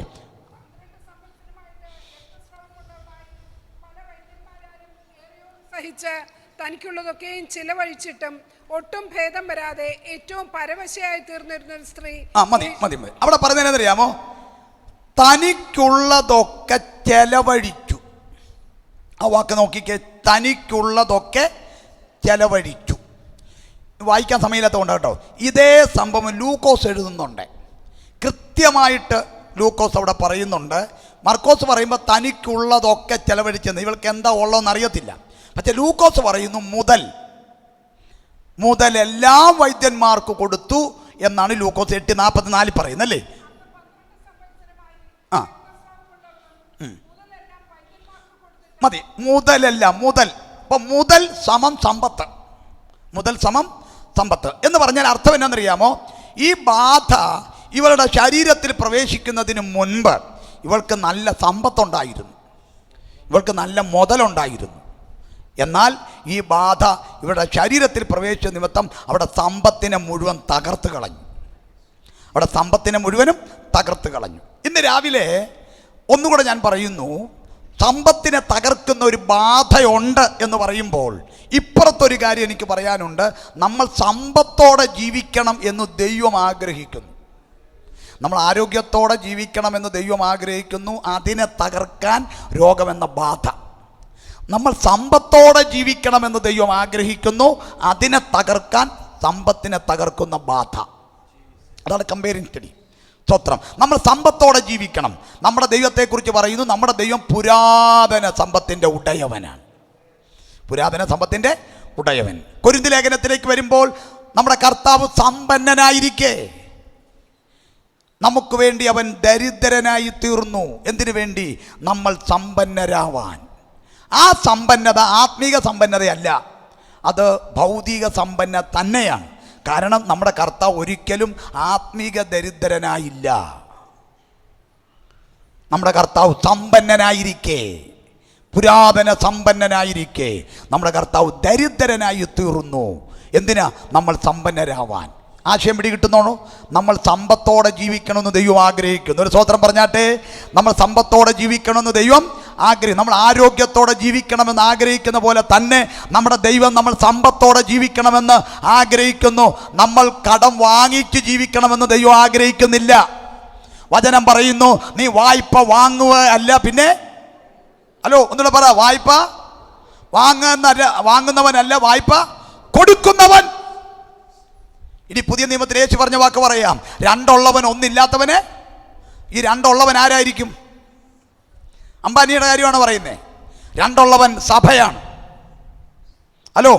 രണ്ടുള്ളവൻ ആരാ? സഭയാണ്.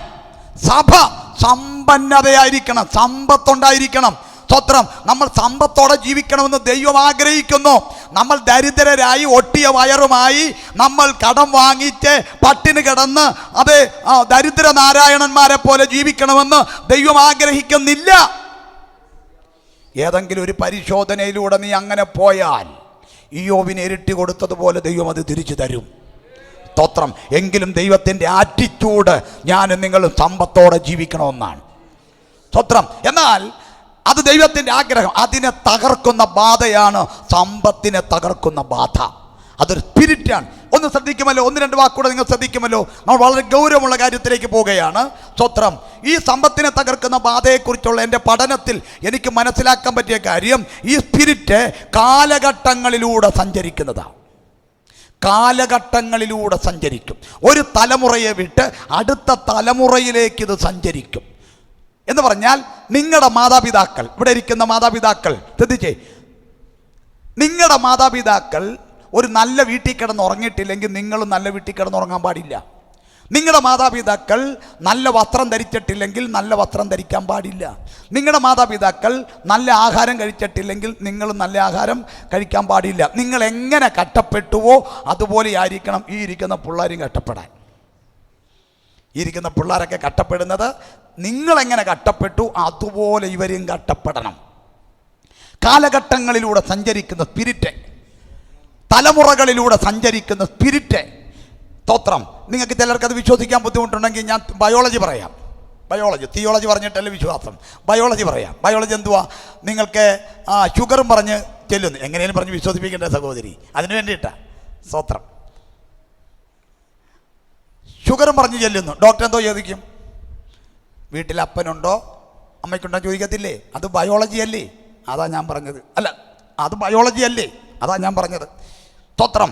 സ്പിരിറ്റ് അത് ആത്മമണ്ഡലവുമായി ബന്ധപ്പെട്ട കാര്യമാണ്.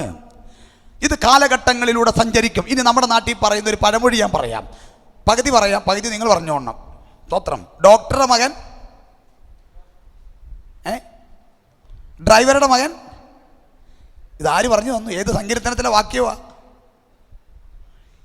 ഇത്? എന്നോട് ആര് പറഞ്ഞു? എൻ്റെ സമപ്രായക്കാർ, എൻ്റെ അപ്പൻ്റെ കാലഘട്ടത്തിൽ ഞാൻ കേട്ടതാ. ഇതിന് നൂറ്റാണ്ടുകളുടെ പഴക്കമുണ്ട്. ഈ സാധനത്തിന് നൂറ്റാണ്ടുകളുടെ പഴക്കമുണ്ട്. അതുകൊണ്ട് എന്ത് പറ്റി? അതിൻ്റെ പുറകിലൊരു സ്പിരിറ്റുണ്ട്. എനിക്കതൊക്കെ തെളിയിക്കാൻ സമയം വേണം, അതുകൊണ്ട് ഞാൻ വിട്ടുകളയുക. അങ്ങനെയെങ്കിൽ കാലഘട്ടങ്ങളിലൂടെ സഞ്ചരിച്ചു വരുന്ന ഒരു സ്പിരിറ്റാണ് സമ്പത്തിനെ തകർക്കുന്ന ബാധ. ഞാൻ എൻ്റെ സാക്ഷ്യം ചെറുതായിട്ടൊന്ന് പറയാം. എനിക്ക് വലിയ വിദ്യാഭ്യാസമൊന്നുമില്ല കേട്ടോ. സന്തോഷമായല്ലോ. എനിക്ക് വല്ല വിദ്യാഭ്യാസമൊന്നുമില്ല. ഞാൻ 9ാം ക്ലാസ് വരെ പഠിച്ചിട്ടുള്ളൂ. 1 മാത്രമേ തോക്കാതെ ഉള്ളൂ. സ്തോത്രം. ഈ 9ാം ക്ലാസ്സിൽ പഠിക്കുമ്പോൾ എനിക്ക് 19 വയസ്സുണ്ട്. എങ്ങനെ ഒത്തുന്നില്ലേ? 1 മാത്രമേ തോക്കാതെ ഉള്ളൂ. 2 2 കൊല്ലം, 3 കൊല്ലം, 4 2 കൊല്ലം, 5 2 കൊല്ലം, അങ്ങനെ തൃശ്ശൂർ പൂരത്തിന് പടക്കം പൊട്ടും പോലെ 8 നില വിദ്യാഭ്യാസം പൊട്ടിയതാ. സിസ്റ്റർ സന്തോഷം നോക്കിക്കേ. സ്തോത്രം. തൃശ്ശൂർ പൂരക്ക് പടക്കം പൊട്ടും പോലെ 8 നില വിദ്യാഭ്യാസം പൊട്ടിയതാണെന്ന്. സ്തോത്രം. പക്ഷെ ഇന്ന് രാവിലെ എനിക്കൊരു സന്തോഷ വാർത്ത നിങ്ങളോട് പറയാനുണ്ട്. സ്തോത്രം. ഈ പുസ്തകം എടുക്കാൻ വിദ്യാഭ്യാസം അല്ല വേണ്ടത്. ഈ പുസ്തകം എടുക്കാൻ വേണ്ടത് അഭിഷേകമാണ്. സ്തോത്രം. ഇന്ന് കേരളത്തിൻ്റെ ഏതാണ്ട് എല്ലാ ജില്ലകളിൽ, ഇന്ത്യയുടെ അനേക സംസ്ഥാനങ്ങളിൽ, ലോകത്തിൻ്റെ അനേക രാജ്യങ്ങളിൽ പോയി ഈ യേശുവിനെ കുറിച്ച് പ്രസംഗിക്കാൻ ദൈവം എനിക്ക് അവസരം തന്നിട്ടുണ്ടെന്ന്. എന്നേക്കാൾ വിദ്യാസമ്പന്നരായ നിങ്ങളുടെ മുമ്പിലും ഇന്നു പകലും ഞാൻ ഈ വചനം പ്രസംഗിക്കുന്നത് എൻ്റെ മിടുക്ക് കൊണ്ടല്ല, എൻ്റെ മേൽ പകരപ്പെട്ട അഭിഷേകത്താലാണ്.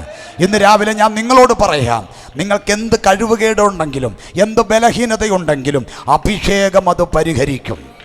ഒന്നുകൂടെ പറയാം, ഞാൻ പറയാം, നിങ്ങൾക്ക് എത്ര കഴിവുകേടുകളുണ്ടെങ്കിലും, എത്ര ബുദ്ധിമോശം നിങ്ങൾക്കുണ്ടെങ്കിലും, എത്ര പറ്റായ്മകൾ നിങ്ങൾക്കുണ്ടെങ്കിലും, അഭിഷേകം നിങ്ങളുടെ മേലിറങ്ങിയാൽ നിങ്ങളുടെ ചരിത്രത്തെ മാറ്റാൻ പരിശുദ്ധാത്മാവിന് പറ്റും. മാതാപിതാക്കളോട് പറയുന്നു, നിങ്ങളുടെ തലമുറകളോട് കാതിൽ ഓതി പറ, അഭിഷേകം, അഭിഷേകം, അഭിഷേകം, അഭിഷേകം. ചെറുപ്രായത്തിലെ കുഞ്ഞിനോട് പറഞ്ഞു കൊടുക്കണം, അഭിഷേകം, അഭിഷേകം, അഭിഷേകം. അഭിഷേകം നമ്മുടെ ചരിത്രത്തെ മാറ്റും. അഭിഷേകം നമ്മുടെ ജീവിത രീതിയെ മാറ്റും. അഭിഷേകം നമ്മുടെ ആറ്റിറ്റ്യൂഡിനെ മാറ്റും. അഭിഷേകം നമ്മുടെ ചുറ്റുപാടുകളെ മാറ്റും. അനുഭവത്തിലാണ് പറയുന്നത്, അനുഭവത്തിൽ. സ്തോത്രം. അപ്പോൾ അഭിഷേകത്താൽ മാത്രമാണ് ഇന്ന് പകലും ഞാൻ നിങ്ങളുടെ മുമ്പിൽ നിൽക്കുന്നത്. അപ്പോൾ എൻ്റെ വിദ്യാഭ്യാസം എനിക്ക് പഠിക്കാൻ കഴിവില്ലാതെ പോയി, ബുദ്ധിയില്ലാതെ പോയി. കാശില്ലാഞ്ഞിട്ടല്ല, എൻ്റെ അപ്പന് സമ്പത്തുണ്ടായിരുന്നു, പഠിപ്പിക്കാൻ അറ്റം വരെയും കൊണ്ടുപോകുമായിരുന്നു, പക്ഷേ ബുദ്ധിയില്ലായിരുന്നു. അത് തന്നെ കാര്യം. ആ ഭാഗം വിട്ടുകളാണ്. സ്തോത്രം. ഞാൻ വിവാഹം കഴിച്ചു. 2 ആൺമക്കൾ ഞങ്ങൾക്ക്. അവർ പള്ളിക്കൂടത്തിൽ പഠിക്കാൻ തുടങ്ങി. അവർ ഞാൻ പഠിക്കും പോലെ പഠിക്കാൻ തുടങ്ങി. എങ്ങനെയുണ്ട്? സ്തോത്രം. അവരുടെ അപ്പന് വിദ്യാഭ്യാസമില്ല, എനിക്ക് വിദ്യാഭ്യാസമില്ല. എൻ്റെ തലമുറ വന്നപ്പോൾ ആ സ്പിരിറ്റ് അവരിലേക്ക് സർക്യൂട്ട് ചെയ്യുക. ഒരു ദിവസം വ്യക്തിപരമായി പ്രാർത്ഥിച്ചുകൊണ്ടിരുന്നപ്പോൾ പരിശുദ്ധാത്മ പറഞ്ഞു, നിന്റെ 2 തലമുറയുടെ തലമേൽ കൈവച്ചിട്ട് നിൻ്റെയും നിൻ്റെ ഭാര്യയുടെയും വിദ്യാഭ്യാസ പാരമ്പര്യം നിൻ്റെ തലമുറയ്ക്ക് വേണ്ട എന്ന് പറഞ്ഞ് പ്രാർത്ഥിച്ചിട്ട് ആ സർക്യൂട്ടിനെ കട്ട് ചെയ്യാൻ പറഞ്ഞു. 4-ാം സങ്കീർത്തനത്തിലൊരു വാക്യം കൂടെ, യഹോവ ഭക്തനെ തനിക്കായി വേർതിരിച്ചിരിക്കുന്നു. ആ വാക്യം പറഞ്ഞ് 2 തലമുറകളുടെ മേലും തലമേ കൈവച്ച് ആത്മാവിൽ അതിനെ കട്ട് ചെയ്തു. ഇന്ന് രാവിലെ വചനം കേട്ടുകൊണ്ടിരിക്കുമ്പോൾ വേണമെങ്കിൽ നിങ്ങൾക്ക് കട്ട് ചെയ്യാൻ കേട്ടോ. മാതാപിതാക്കൾ, ഇതിനകത്ത് നിങ്ങളുടെ തോൽവി നിങ്ങളുടെ തലമുറയ്ക്ക് വേണ്ട, നിന്റെ പരാജയം നിന്റെ തലമുറയ്ക്ക് വേണ്ട, നീ എവിടെ ശിരസ്സു കുനിച്ചു അത് നിന്റെ തലമുറയ്ക്ക് വേണ്ട, നീ എവിടെ ചോദ്യം ചെയ്യപ്പെട്ടു അത് നിന്റെ തലമുറയ്ക്ക് വേണ്ട. നിന്റെ ഒരു പരാജയത്തിൻ്റെയും നിന്റെ ഒരു തോൽവിയുടെയും നിന്റെ ഒരു ദാരിദ്ര്യത്തിൻ്റെയും നിന്റെ ഒരു ശൂന്യതയുടെയും അതേ സ്പിരിറ്റ് നിന്റെ തലമുറയ്ക്ക് വേണ്ട. ഇന്ന് പകൽ ആത്മാവിലൊന്ന് കട്ട് ചെയ്തോ. അവർ ലോകത്ത് എവിടെയുണ്ടെങ്കിലും ഇന്ന് പകൽ നീ അത് ചെയ്താൽ അത് ആത്മമണ്ഡലത്തിൽ വിടുതലായി വ്യാപരിക്കും. യേശുവിന്റെ നാമത്തിൽ ജയം വ്യാപരിക്കട്ടെ. സ്തോത്രം. ദൈവമക്കളെ, പ്രാർത്ഥിച്ചത് കൊണ്ടാണെന്ന് മാത്രം ഞാൻ പറയാൻ അർഹനല്ല. ദൈവത്തിൻ്റെ മഹാകരുണ കൊണ്ട് ഞങ്ങളുടെ 2 കുഞ്ഞുങ്ങൾ എന്താണോ പഠിക്കാൻ പോയത് അത് നേടിക്കൊണ്ടേ വന്നിട്ടുള്ളൂ. സ്തോത്രം. മൂത്തയാൾ BTech കഴിഞ്ഞ് നെബോഷ് എന്ന് പറഞ്ഞ കോഴ്സ് കഴിഞ്ഞ് ദുബൈയിൽ ഒരു വലിയ കമ്പനിയുടെ സേഫ്റ്റി ഓഫീസറായി ജോലി ചെയ്യുന്നു. ഇളയാൾ BCom കഴിഞ്ഞ് ACCA പഠിച്ചുകൊണ്ടിരിക്കുന്നു, അതിൻ്റെ 8ാമത്തെ പേപ്പർ പഠിക്കുന്നു. ഞാൻ ഇത്രയും പറഞ്ഞത് അവരുടെ ഒരു രീതി വെച്ച് നോക്കിയാൽ 10ാം ക്ലാസ് ക്രോസ് ചെയ്യല. പക്ഷെ ആ സ്പിരിറ്റിനെ കട്ട് ചെയ്തപ്പോൾ ദൈവം അതിൻ്റെ മേൽ ജയം വെളിപ്പെടുത്തി. അങ്ങനെയെങ്കിൽ സമ്പത്തിനെ തകർക്കുന്ന ബാധകൾ ഒഴിയണം. സ്തോത്രം. കാലഘട്ടങ്ങളിലൂടെ സഞ്ചരിച്ചു വരുന്ന ആ ബാധകൾ ഒഴിയണം. ഇന്ന് പകൽ അപ്പൻ്റെ തോൽവി, അമ്മയുടെ തോൽവി നിന്റെ തലമുറയുടെ മേൽ വേണ്ട. ഈ അധികാരത്തോടെ യേശുവിൻ്റെ നാമത്തിൽ അതിനെ ശാസിക്കാൻ, അതിനോട് വിട്ടുപോകാൻ പറയാൻ ഈ പകൽ എത്ര പേര് റെഡി? യേശുവിൻ്റെ അധികാരമുള്ള നാമത്തിൽ ഇന്ന് പകൽ ദൈവം നിന്നെ ഇതിനകത്ത് കൊണ്ടുവന്നത്, ഈ വചനം നിന്നെ കേൾപ്പിച്ചത്, ഈ വചനത്തിന് മുമ്പിൽ ദൈവം എന്നെ ഇരുത്തിയതാണെന്ന് എത്ര പേർക്ക് വിശ്വാസത്തോടെ ആമേൻ പറയാം. ഇന്ന് പകൽ കാലപ്പഴക്കം ചെന്ന, കാലഘട്ടങ്ങളിലൂടെ സഞ്ചരിച്ചു വന്ന, തലമുറകൾ കൈമാറി വന്ന ചില സ്പിരിറ്റുകൾ ഇന്ന് പകൽ ഈ അന്തരീക്ഷത്തിൽ ബ്ലോക്ക് ആകുകയാ. അതിൻ്റെ സർക്യൂട്ടുകളെ കട്ട് ചെയ്യുകയാ. ആ ബാധകൾ യേശുവിൻ്റെ നാമത്തിൽ ഒഴിയുകയാ. എൻ്റെ അമ്മയുടെ അനുജത്തി അതുകൂടെ പറഞ്ഞ് അവസാനിപ്പിക്കാം. സ്തോത്രം. കാരണം ഇത് നമ്മൾ പിന്നീട് ഒരു അവസരം പറയാൻ ഒക്കത്തില്ലല്ലോ. സ്തോത്രം. എത്ര മണിക്കാന്ന് പറഞ്ഞു? 2 മണിക്കെന്നല്ലേ പറഞ്ഞേ? സ്തോത്രം. പാവം 2 മണിക്കല്ല, 1 മണിക്ക് നിർത്തണമെന്ന് പറഞ്ഞതാണ്. സ്തോത്രം. മണി 1:15 നിങ്ങളുടെ ഇരിപ്പ് കണ്ടിട്ട് സ്തോത്രം പാസ്റ്റർ പറഞ്ഞത് 1 മണിയാകുമ്പോൾ നിർത്തിയേക്കാനാണ് പറഞ്ഞത്. പക്ഷേ എനിക്ക് ഇപ്പം നിങ്ങളുടെ ഇരിപ്പ് കണ്ടിട്ട് 2 മണിയായിട്ട് നിർത്താൻ തോന്നുന്നില്ല. സ്തോത്രം. നിങ്ങൾ ബാധ ഒഴിഞ്ഞിട്ടേ പോകൂ. ഒരു നല്ല സ്തോത്രം പറയുന്നേ. ആമേൻ. സ്തോത്രം. ഒറ്റ സംഭവം കൂടെ പറഞ്ഞ് അവസാനിപ്പിക്കാം. കൃത്യം 1:30 നമ്മൾ നിർത്തിയിരിക്കും കേട്ടോ. കൃത്യം 1:30 നിർത്താം. ഓക്കെ, 1:30 നിർത്താം. എൻ്റെ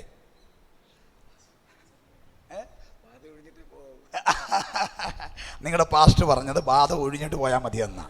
സ്തോത്രം. അപ്പം ഞാനത് റിസീവ് ചെയ്യുക. സ്തോത്രം. അപ്പോൾ കൃത്യം 1:30 നിർത്താം. അപ്പോൾ ഒഴിഞ്ഞില്ലേലും 1:30 നിർത്താം. ഒരു സ്ഥലത്ത് ഭൂതം ഇളകിയപ്പോൾ പാസ്റ്റർ പറഞ്ഞു, പോകുവോ? ഇല്ല.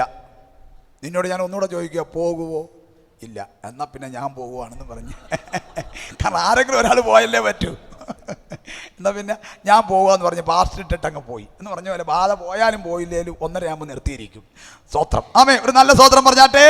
സ്തോത്രം. പോയാലും പോയില്ലെങ്കിലും എന്ന വാക്ക് ഞാൻ കട്ട് ചെയ്യുന്നു. പോയിരിക്കും. ഒരു നല്ല ആമേൻ പറഞ്ഞാട്ടെ. ഏത് നിസ്സാര വാക്കിനും അത് ദൈവസന്നിധി കണക്ക് ബോധിപ്പിക്കണമല്ലോ. ശ്രദ്ധിച്ച പ്രിയരെ. അപ്പോൾ എൻ്റെ അമ്മയുടെ അനിയത്തി അത് സംഭവം പറയുക. എൻ്റെ അമ്മയുടെ അനിയത്തി അവരെ കൊച്ചിക്കാരാ കേട്ടോ. കൊച്ചിക്കാരാ, പാവങ്ങളാ, സാധിക്കളാ. സ്തോത്രം. അവർ 2 പിള്ളേർ, ഒരു ആണും ഒരു പെണ്ണും, രക്ഷിക്കപ്പെട്ട് സ്നാനപ്പെട്ടവരാ. സ്തോത്രം. ഒരു പഴയ വീടിലാണ് കുറേ വർഷം കൊണ്ട് താമസിക്കുക. അങ്ങനെ കുറേ വർഷം കൊണ്ട് ഒരു പഴയ വീട്ടിൽ താമസിച്ചുകൊണ്ടിരിക്കുമ്പം അവർക്ക് ഒരു വീട് വെക്കണം. അതിനുള്ള സാമ്പത്തികം ലോൺ എടുത്തു. ആദ്യത്തെ ഗഡു കിട്ടി. കയ്യിൽ ഇച്ചിരി കാശുണ്ടായിരുന്നു. ആദ്യത്തെ ഗഡുവും കയ്യിലിരുന്ന് അല്പം കാശും കൂടെ ചേർത്ത് അവർ 3 കാര്യം ചെയ്തു. 1, പഴയ വീട് പൊളിച്ചു കളഞ്ഞു. 2, ബേസ്മെൻറ്റ് കെട്ടി. 3, താൽക്കാലികമായി പ്ലാസ്റ്റിക് കൊണ്ടൊരു ഷെഡ് അടിച്ചു താമസിക്കാനായിട്ട്. 3 കാര്യം ചെയ്തു. ആ പ്ലാസ്റ്റിക് ഷെഡിനകത്ത് വർഷങ്ങൾ കിടക്കേണ്ടി വന്നു. ഈ ബേസ്മെൻറ്റ് കരിമ്പായിൽ പിടിച്ച് ആലുകിളുത്ത് ഇടിഞ്ഞ് പൊളിഞ്ഞ് തകർന്ന് കിടക്കുക. ഞാൻ എപ്പോഴും ആ വീട്ടിൽ പോകത്തില്ല. വല്ലപ്പോഴും ആ വീട്ടിലൊന്ന് പോകും. വല്ലപ്പോഴും ആ ഭാഗത്ത് എവിടെയെങ്കിലും മീറ്റിംഗ് ഉണ്ടെങ്കിൽ ഞാൻ എപ്പോൾ ചെന്നാലും കീറിയ ഉടുപ്പ്, കീറിയ നൈറ്റി, കീറിയ കൈലി, നല്ല വസ്ത്രമില്ല. താമസം ഈ പ്ലാസ്റ്റിക് ഷെഡിനകത്ത്. ഒറ്റ റൂം മാത്രമേ ഉള്ളൂ. എല്ലാം ബെഡ്റൂമും കിച്ചണും എല്ലാം ഇതിനകത്ത് തന്നെയാണ്. Plastic shed. ഇവരുടെ ആഹാരം എന്ന് പറയുന്നത് കഞ്ഞിയും അച്ചാറുമാണ്. കഞ്ഞിയും അച്ചാറും. ചില ദിവസം മാത്രം അച്ചാറും കഞ്ഞിയും. അങ്ങനെ 2 തരം കറിയാണ്. അപ്പം അങ്ങനെ അവരുടെ ആഹാരം. അപ്പോൾ നല്ല ആഹാരമില്ല, നല്ല ജീവിത രീതിയില്ല. അങ്ങനെ ഇരിക്കുമ്പം സ്തോത്രം ഞാൻ ഇങ്ങനെ പറയാറുണ്ട്. ഇന്ന് രാവിലെ നിങ്ങൾ എത്ര തകർച്ചയിലൂടെയാണ് പോകുന്നതെങ്കിലും, ശ്രദ്ധിക്കുമല്ലോ, നിങ്ങൾ എത്ര തകർച്ചയിലൂടെയാണ് പോകുന്നതെങ്കിലും സക്കറിയാവിന് ചീട്ട് വീണതുപോലെ ഒരിക്കൽ നിങ്ങൾക്ക് ചീട്ട് വീഴും. വചനം പറയുന്നു, എന്നെ മാനിക്കുന്നവനെ ഞാൻ മാനിക്കും. വിശ്വസ്തയോടെ ദൈവത്തെ സേവിച്ചാൽ, വിശ്വസ്തയോടെ ഈ പുസ്തകം എടുത്താൽ, വിശ്വസ്തയോടെ യേശുവിനെ സേവിച്ചാൽ ഒരിക്കൽ സക്കറിയാവിന് ചീട്ട് വീണതുപോലെ നിനക്ക് ചീട്ടു വീഴും. നിന്റെ ചരിത്രത്തെ ദൈവം മാറ്റും. അവർക്ക് ചീട്ട് വീണ് കേട്ടോ. അവൻ്റെ ആഞ്ചരക്കൻ്റെ ദൈവം ബുദ്ധി തുറന്നു. അവൻ +2 ഉയർന്ന മാർക്കോടെ പാസ്സായി. 4 വർഷം BSc നഴ്സിംഗ് പഠിച്ചു. 1 വർഷം എക്സ്പീരിയൻസ് കഴിയാൻ ദൈവം നോക്കിയിരുന്നു. എക്സ്പീരിയൻസ് കഴിഞ്ഞതും ദുബൈയിലുള്ള ഒരു വലിയ രാജാവിൻ്റെ വലിയ ഹോസ്പിറ്റലിൽ ഹൈ സാലറി ജോലി പ്രവേശിച്ചു.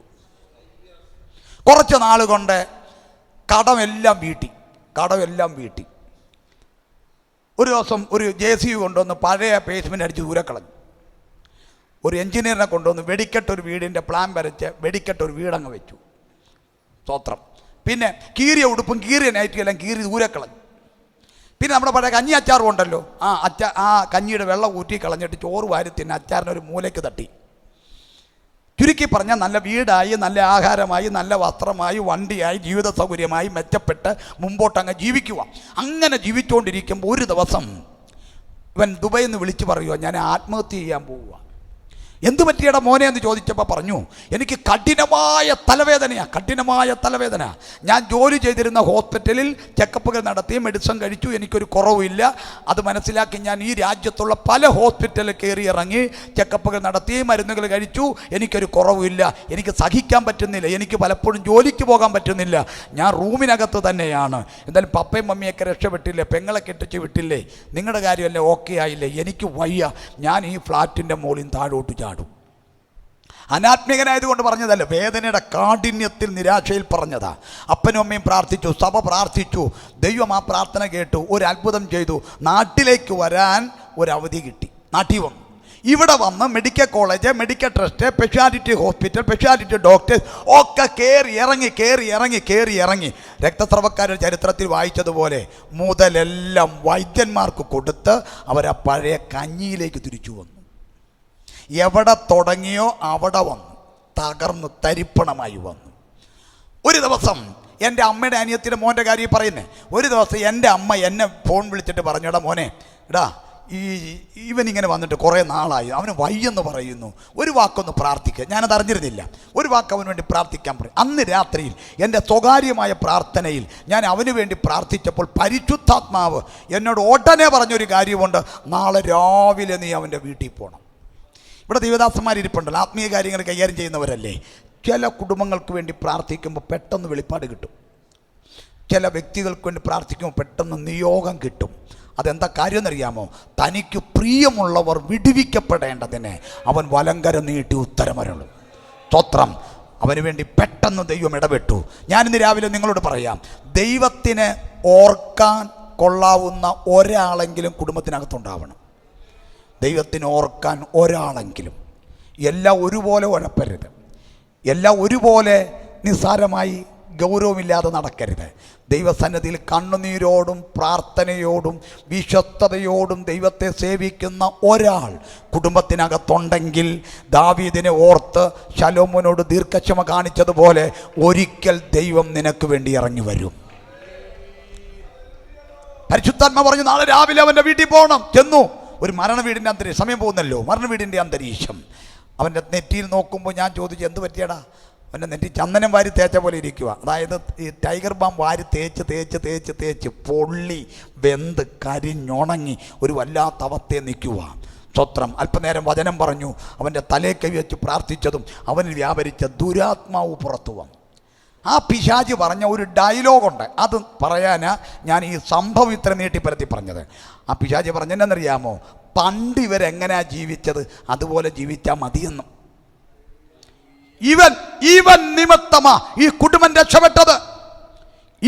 ഇവൻ നിമിത്തമാ ഈ കണ്ടതെല്ലാം ഉണ്ടാക്കി വെച്ചത്. ഇവനെ തട്ടിക്കളയാൻ, ഇവനെ കൊല്ലാനാ ഞാൻ വന്നതെന്നാ പിശാച് പറഞ്ഞു. സ്തോത്രം. അന്ന് പകൽ യേശുവിൻ്റെ നാമത്തിൽ വിട്ടുപോടാ പിശാച് എന്ന് പറഞ്ഞാൽ പിശാച് അവനെ വിട്ടുപോയി. എൻ്റെ അർത്ഥം എന്നറിയാമോ? കുടുംബത്തിനകത്ത് നിന്ന് ഒരുത്തനൊന്ന് പച്ച പിടിച്ചു വന്നപ്പം, കുടുംബത്തിനകത്ത് നിന്ന് ഒരുത്തനൊന്ന് ഗതി പിടിച്ചു വന്നപ്പം, ആർക്കുമില്ലാത്തൊരു ബുദ്ധിയും ആർക്കുമില്ലാത്തൊരു കഴിവും ആർക്കുമില്ലാത്ത ചില പ്രത്യേകതയും ഒക്കെ കിട്ടി പച്ച പിടിച്ച് കയറി വന്നപ്പം ഇവനിലൂടെ കാര്യങ്ങൾ തിരിയുമറിയുമെന്ന് കണ്ട പിശാച് വാഴ വെട്ടിക്കളയുന്നത് പോലെ വെട്ടിക്കളയാൻ വന്നതാ. ഇന്ന് രാവിലെ ഞാൻ ഇതിനകത്തിരിക്കുന്ന ആരൊക്കെയോ നോക്കി ആത്മാവിൽ പറയുന്നു, ഒരു പാരമ്പര്യത്തെ പൊളിച്ച് പൊളിച്ച്, ഒരു കാലഘട്ടത്തെ പൊളിച്ച് നിന്റെ കുടുംബത്തിനകത്ത് നിന്ന് ഒരാളെന്ന് തലപൊക്കി വരുമ്പോൾ അവൻ പ്രയോജനമില്ലാതെയായി പോവാൻ, അവൾ പ്രയോജനമില്ലാതെയായി പോകാൻ ഇരുട്ടിന്റെ വ്യാപാരങ്ങൾ നിനക്കെതിരെ പ്രവർത്തിക്കുമ്പോൾ ഇന്ന് പകൽ യേശുവിന്റെ നാമത്തിൽ സമ്പത്തിനെ തകർക്കുന്ന ആ ബാധ ഒഴിഞ്ഞേ പറ്റൂ.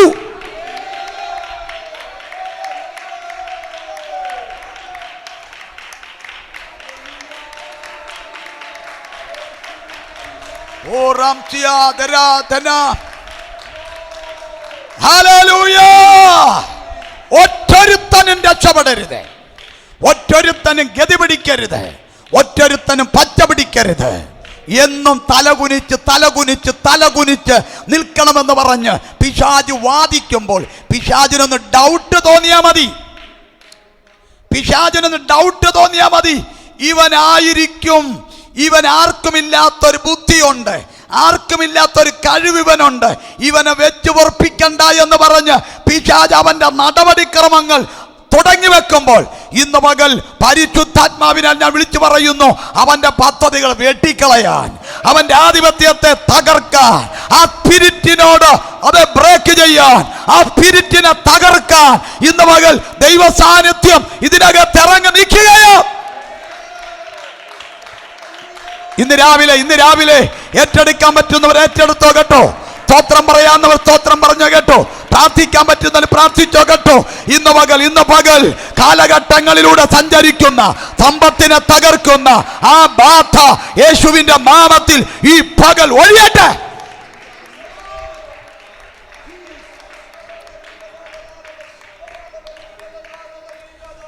രോഗമെന്ന ബാധ ഒഴിയണം, സമ്പത്തിനെ തകർക്കുന്ന ബാധ ഒഴിയണം. എങ്ങനെയാണ് ഒഴിയുന്നത്? പറഞ്ഞ് അവസാനിപ്പിക്കട്ടെ. യേശു ചോദിക്കുന്നു, എന്നെ തൊട്ടതാരാ? എങ്കിൽ നിന്നും ശക്തി പുറപ്പെട്ടിരിക്കുന്നു. അർത്ഥം, യേശുവിനെ തൊട്ടാൽ ശക്തി പുറപ്പെടും, ശക്തി പുറപ്പെട്ടാൽ ബാധ ഒഴിയും. എങ്ങനെയാണ് ബാധ ഒഴിയുന്നതെന്ന് ഞാൻ പറഞ്ഞത്. 3/4 മണിക്കൂർ കൊണ്ട് പറയേണ്ട ഒരു സാധനമാണ്. പെട്ടെന്ന് പറഞ്ഞ് അവസാനിപ്പിക്കുക. യേശുവിനെ തൊട്ടാൽ ശക്തി പുറപ്പെടും, ശക്തി പുറപ്പെട്ടാൽ ബാധ ഒഴിയും. ഒരു നിമിഷം ദൈവം എഴുന്നേറ്റ് നിൽക്കാം. ചില മിനിറ്റുകൾ പ്രാർത്ഥനയ്ക്ക് വേണ്ടി നമ്മൾ സമയം വേർതിരിക്കാം. എനിക്ക് വേണ്ടി ഒരു വാക്ക് പ്രാർത്ഥിക്കണം. രോഗം എന്ന ബാധ എന്നിൽ നിന്നും ഇന്ന് പകൽ ഒഴിയണം. സമ്പത്തിനെ തകർക്കുന്ന ബാധ എന്നെ വിട്ട് ഒഴിയണം. ഞാൻ യേശുവിനെ തൊടാൻ റെഡിയാണ്. എങ്കിലേക്ക് ശക്തി വ്യാപരിക്കണം. ആ ബാധ എന്നെ വിട്ട് ഒഴിയണം. എനിക്ക് വേണ്ടി ഒരു വാക്ക് പ്രാർത്ഥിക്കണമെന്ന് കൊതിക്കുന്നവരുണ്ടെങ്കിൽ മാത്രം കരം ഉയർത്തിപ്പിടിച്ചു. എനിക്ക് വേണ്ടി ഒരു വാക്ക് പ്രാർത്ഥിക്കണമെന്ന് ആഗ്രഹിക്കുന്നവർ അമ്മേ കരമ്പുക്കേർ മുമ്പിലേക്ക് വരാമോ? നിങ്ങൾക്ക് പ്രാർത്ഥിക്കാൻ പോകുക. മുമ്പിലിട്ട് വന്നു, കരമ്പുക്കേരെല്ലാം മുമ്പിലിട്ട് വന്നു. സഹോദരിമാരുണ്ടെങ്കിൽ ഈ ഭാഗത്തോട്ട് വന്നു. സ്തോത്രം. ഇന്ന് രാവിലെ അമ്മ ഒരാൾ വരുന്നത് കണ്ട് നിങ്ങൾ വരരുത്. നിങ്ങളുടെ അകത്തൊരു ഉറപ്പുണ്ടാവണം. എൻ്റെ ശരീരത്തിന്മേൽ എൻ്റെ ആരോഗ്യത്തെ തകർക്കുന്ന ആ രോഗമെന്ന ബാധ എന്നെ വിട്ടൊഴിയണം. ഇന്ന് രാവിലെ എൻ്റെ സമ്പത്തിനെ തകർക്കുന്ന ബാധ എന്നെ വിട്ടൊഴിയണം. ഇന്ന് രാവിലെ എല്ലാ കണ്ണുകളും അടച്ച് ചില മിനിറ്റുകൾ വന്നവർ, മുമ്പിലേക്ക് വന്നവർ, അമ്മ ആരെയും നോക്കേണ്ട കാര്യമില്ല. ദൈവം നിന്നോട് സംസാരിച്ചതാ, ദൈവം നിന്നോട് ഇടപെട്ടതാ. ഇന്ന് പകൽ യേശുവിനെ തൊട്ടാൽ ശക്തി പുറപ്പെടും, ശക്തി പുറപ്പെട്ടാൽ ബാധ ഒഴിയും. ഒന്ന് കണ്ണുനീരോട് പ്രാർത്ഥിച്ചു. ആമേൻ ആമേൻ. മോളെ ഇങ്ങ് വന്നു, മക്കളെ ഇവിടെ നിൽക്കുവാണോ? ഹല്ലേലൂയ. യേശുവിൻ്റെ പ്രാർത്ഥിക്കാനല്ലേ? ആമേൻ. സ്തോത്രം. കണ്ണടച്ചോ. ചില മിനിറ്റുകൾ കണ്ണടച്ച് ഒന്ന് പ്രാർത്ഥിക്കാൻ പറ്റുന്നവർ പ്രാർത്ഥിച്ചേ. ഇന്ന് രാവിലെ 2-3 മിനിറ്റാണ് നമ്മൾ ഇതിനു വേണ്ടി എടുക്കുന്നത്. ഇന്ന് പകൽ എൻ്റെ മേലൊരു ദൈവപ്രവൃത്തി വേണം. രോഗമെന്ന ബാധ ഒഴിയണം, സമ്പത്തിനെ തകർക്കുന്ന ബാധ ഒഴിയണം. ഇന്ന് പകൽ ഞാൻ ആത്മാവിൽ വിളിച്ചു പറയുന്നു, ഒരു കാലഘട്ടത്തിൻ്റെ സിസ്റ്റം തിരിയാൻ പോകുക. സ്തോത്രം. ആമേൻ. ഇന്ന് പകൽ ഒരു കാലഘട്ടത്തിൻ്റെ സിസ്റ്റം തിരിയാൻ പോകുക. യേശുവിൻ്റെ നാമത്തിൽ കുടുംബത്തിനകത്തുനിന്ന് ഒരുത്തനും കയറി വരരുതെന്ന് പറഞ്ഞ് സെറ്റ് ചെയ്തു വെച്ചതിനെ ഇന്ന് പകൽ സ്വർഗം പൊട്ടിക്കുന്ന ഒരു പകലാണിത്. യേശുവിൻ്റെ അധികാരമുള്ള നാമത്തിൽ കണ്ണുനീരോടൊന്ന് പ്രാർത്ഥിച്ചു. ചില മിനിറ്റുകൾ കണ്ണുനീരോടൊന്ന് പ്രാർത്ഥിച്ചേ. ആമേൻ. ശാന്തമായി നിന്നു. ബഹളം മാത്രമല്ലല്ലോ ഇന്ന് പകൽ, ബഹളം മാത്രമല്ലല്ലോ നമുക്ക് വേണ്ടത്. ഒരു നിമിഷം കണ്ണടച്ച് ഹൃദയത്തെ ഒന്ന് ഏകാഗ്രമാക്കിക്കേ. അടുത്ത് നിൽക്കുന്ന ഒരാൾ കൈയടിക്കുന്ന കേട്ട് നിങ്ങൾ കൈയടിക്കാൻ പോകരുത്. ഇന്ന് രാവിലെ വ്യക്തിപരമായി ഒരു ബഹളം നമുക്കിഷ്ടമാണ്, നമുക്കതിനുള്ള സമയം ഉണ്ടാവട്ടെ, സ്തോത്രം. പക്ഷെ ഞാൻ പറയുന്നു എല്ലാ യോഗവും ബഹളമാകണമെന്നില്ല. ചിലത് വാവിട്ട് നിലവിളിക്കല. ഇന്ന് പകൽ കണ്ണുനീരോടെ പ്രാർത്ഥിക്കാൻ പറ്റുന്ന ആരെങ്കിലും ഉണ്ടെങ്കിൽ അറിഞ്ഞ് ഇന്ന് രാവിലെ ആ ബാധ ഒഴിയണമെന്ന് പറഞ്ഞ് പ്രാർത്ഥിച്ച്, ഓ ദൈവം എനിക്ക് തരുന്ന നിയോഗം തരുന്ന 1-2 വ്യക്തിയുടെ തലമ ഞാൻ കൈവെക്കും. ദൈവം എനിക്ക് തരുന്ന നിയോഗം അനുസരിച്ച് 1-2 പേരുടെ തലമ ഞാൻ കൈവെക്കും. ഞാൻ കൈവെക്കുന്നതും കൈവെക്കാത്തതും നിങ്ങൾ ശ്രദ്ധിക്കേണ്ട കാര്യമില്ല. ഇന്ന് പകൽ മനമുരുകി പ്രാർത്ഥിച്ച്, കർത്താവേ ആ രോഗമെന്ന ബാധ എന്നെ വിട്ട് ഒഴിയണം. ശരീരത്തിൻ്റെ ആരോഗ്യം തകർക്കപ്പെട്ട, ശരീരത്തിൻ്റെ ആരോഗ്യം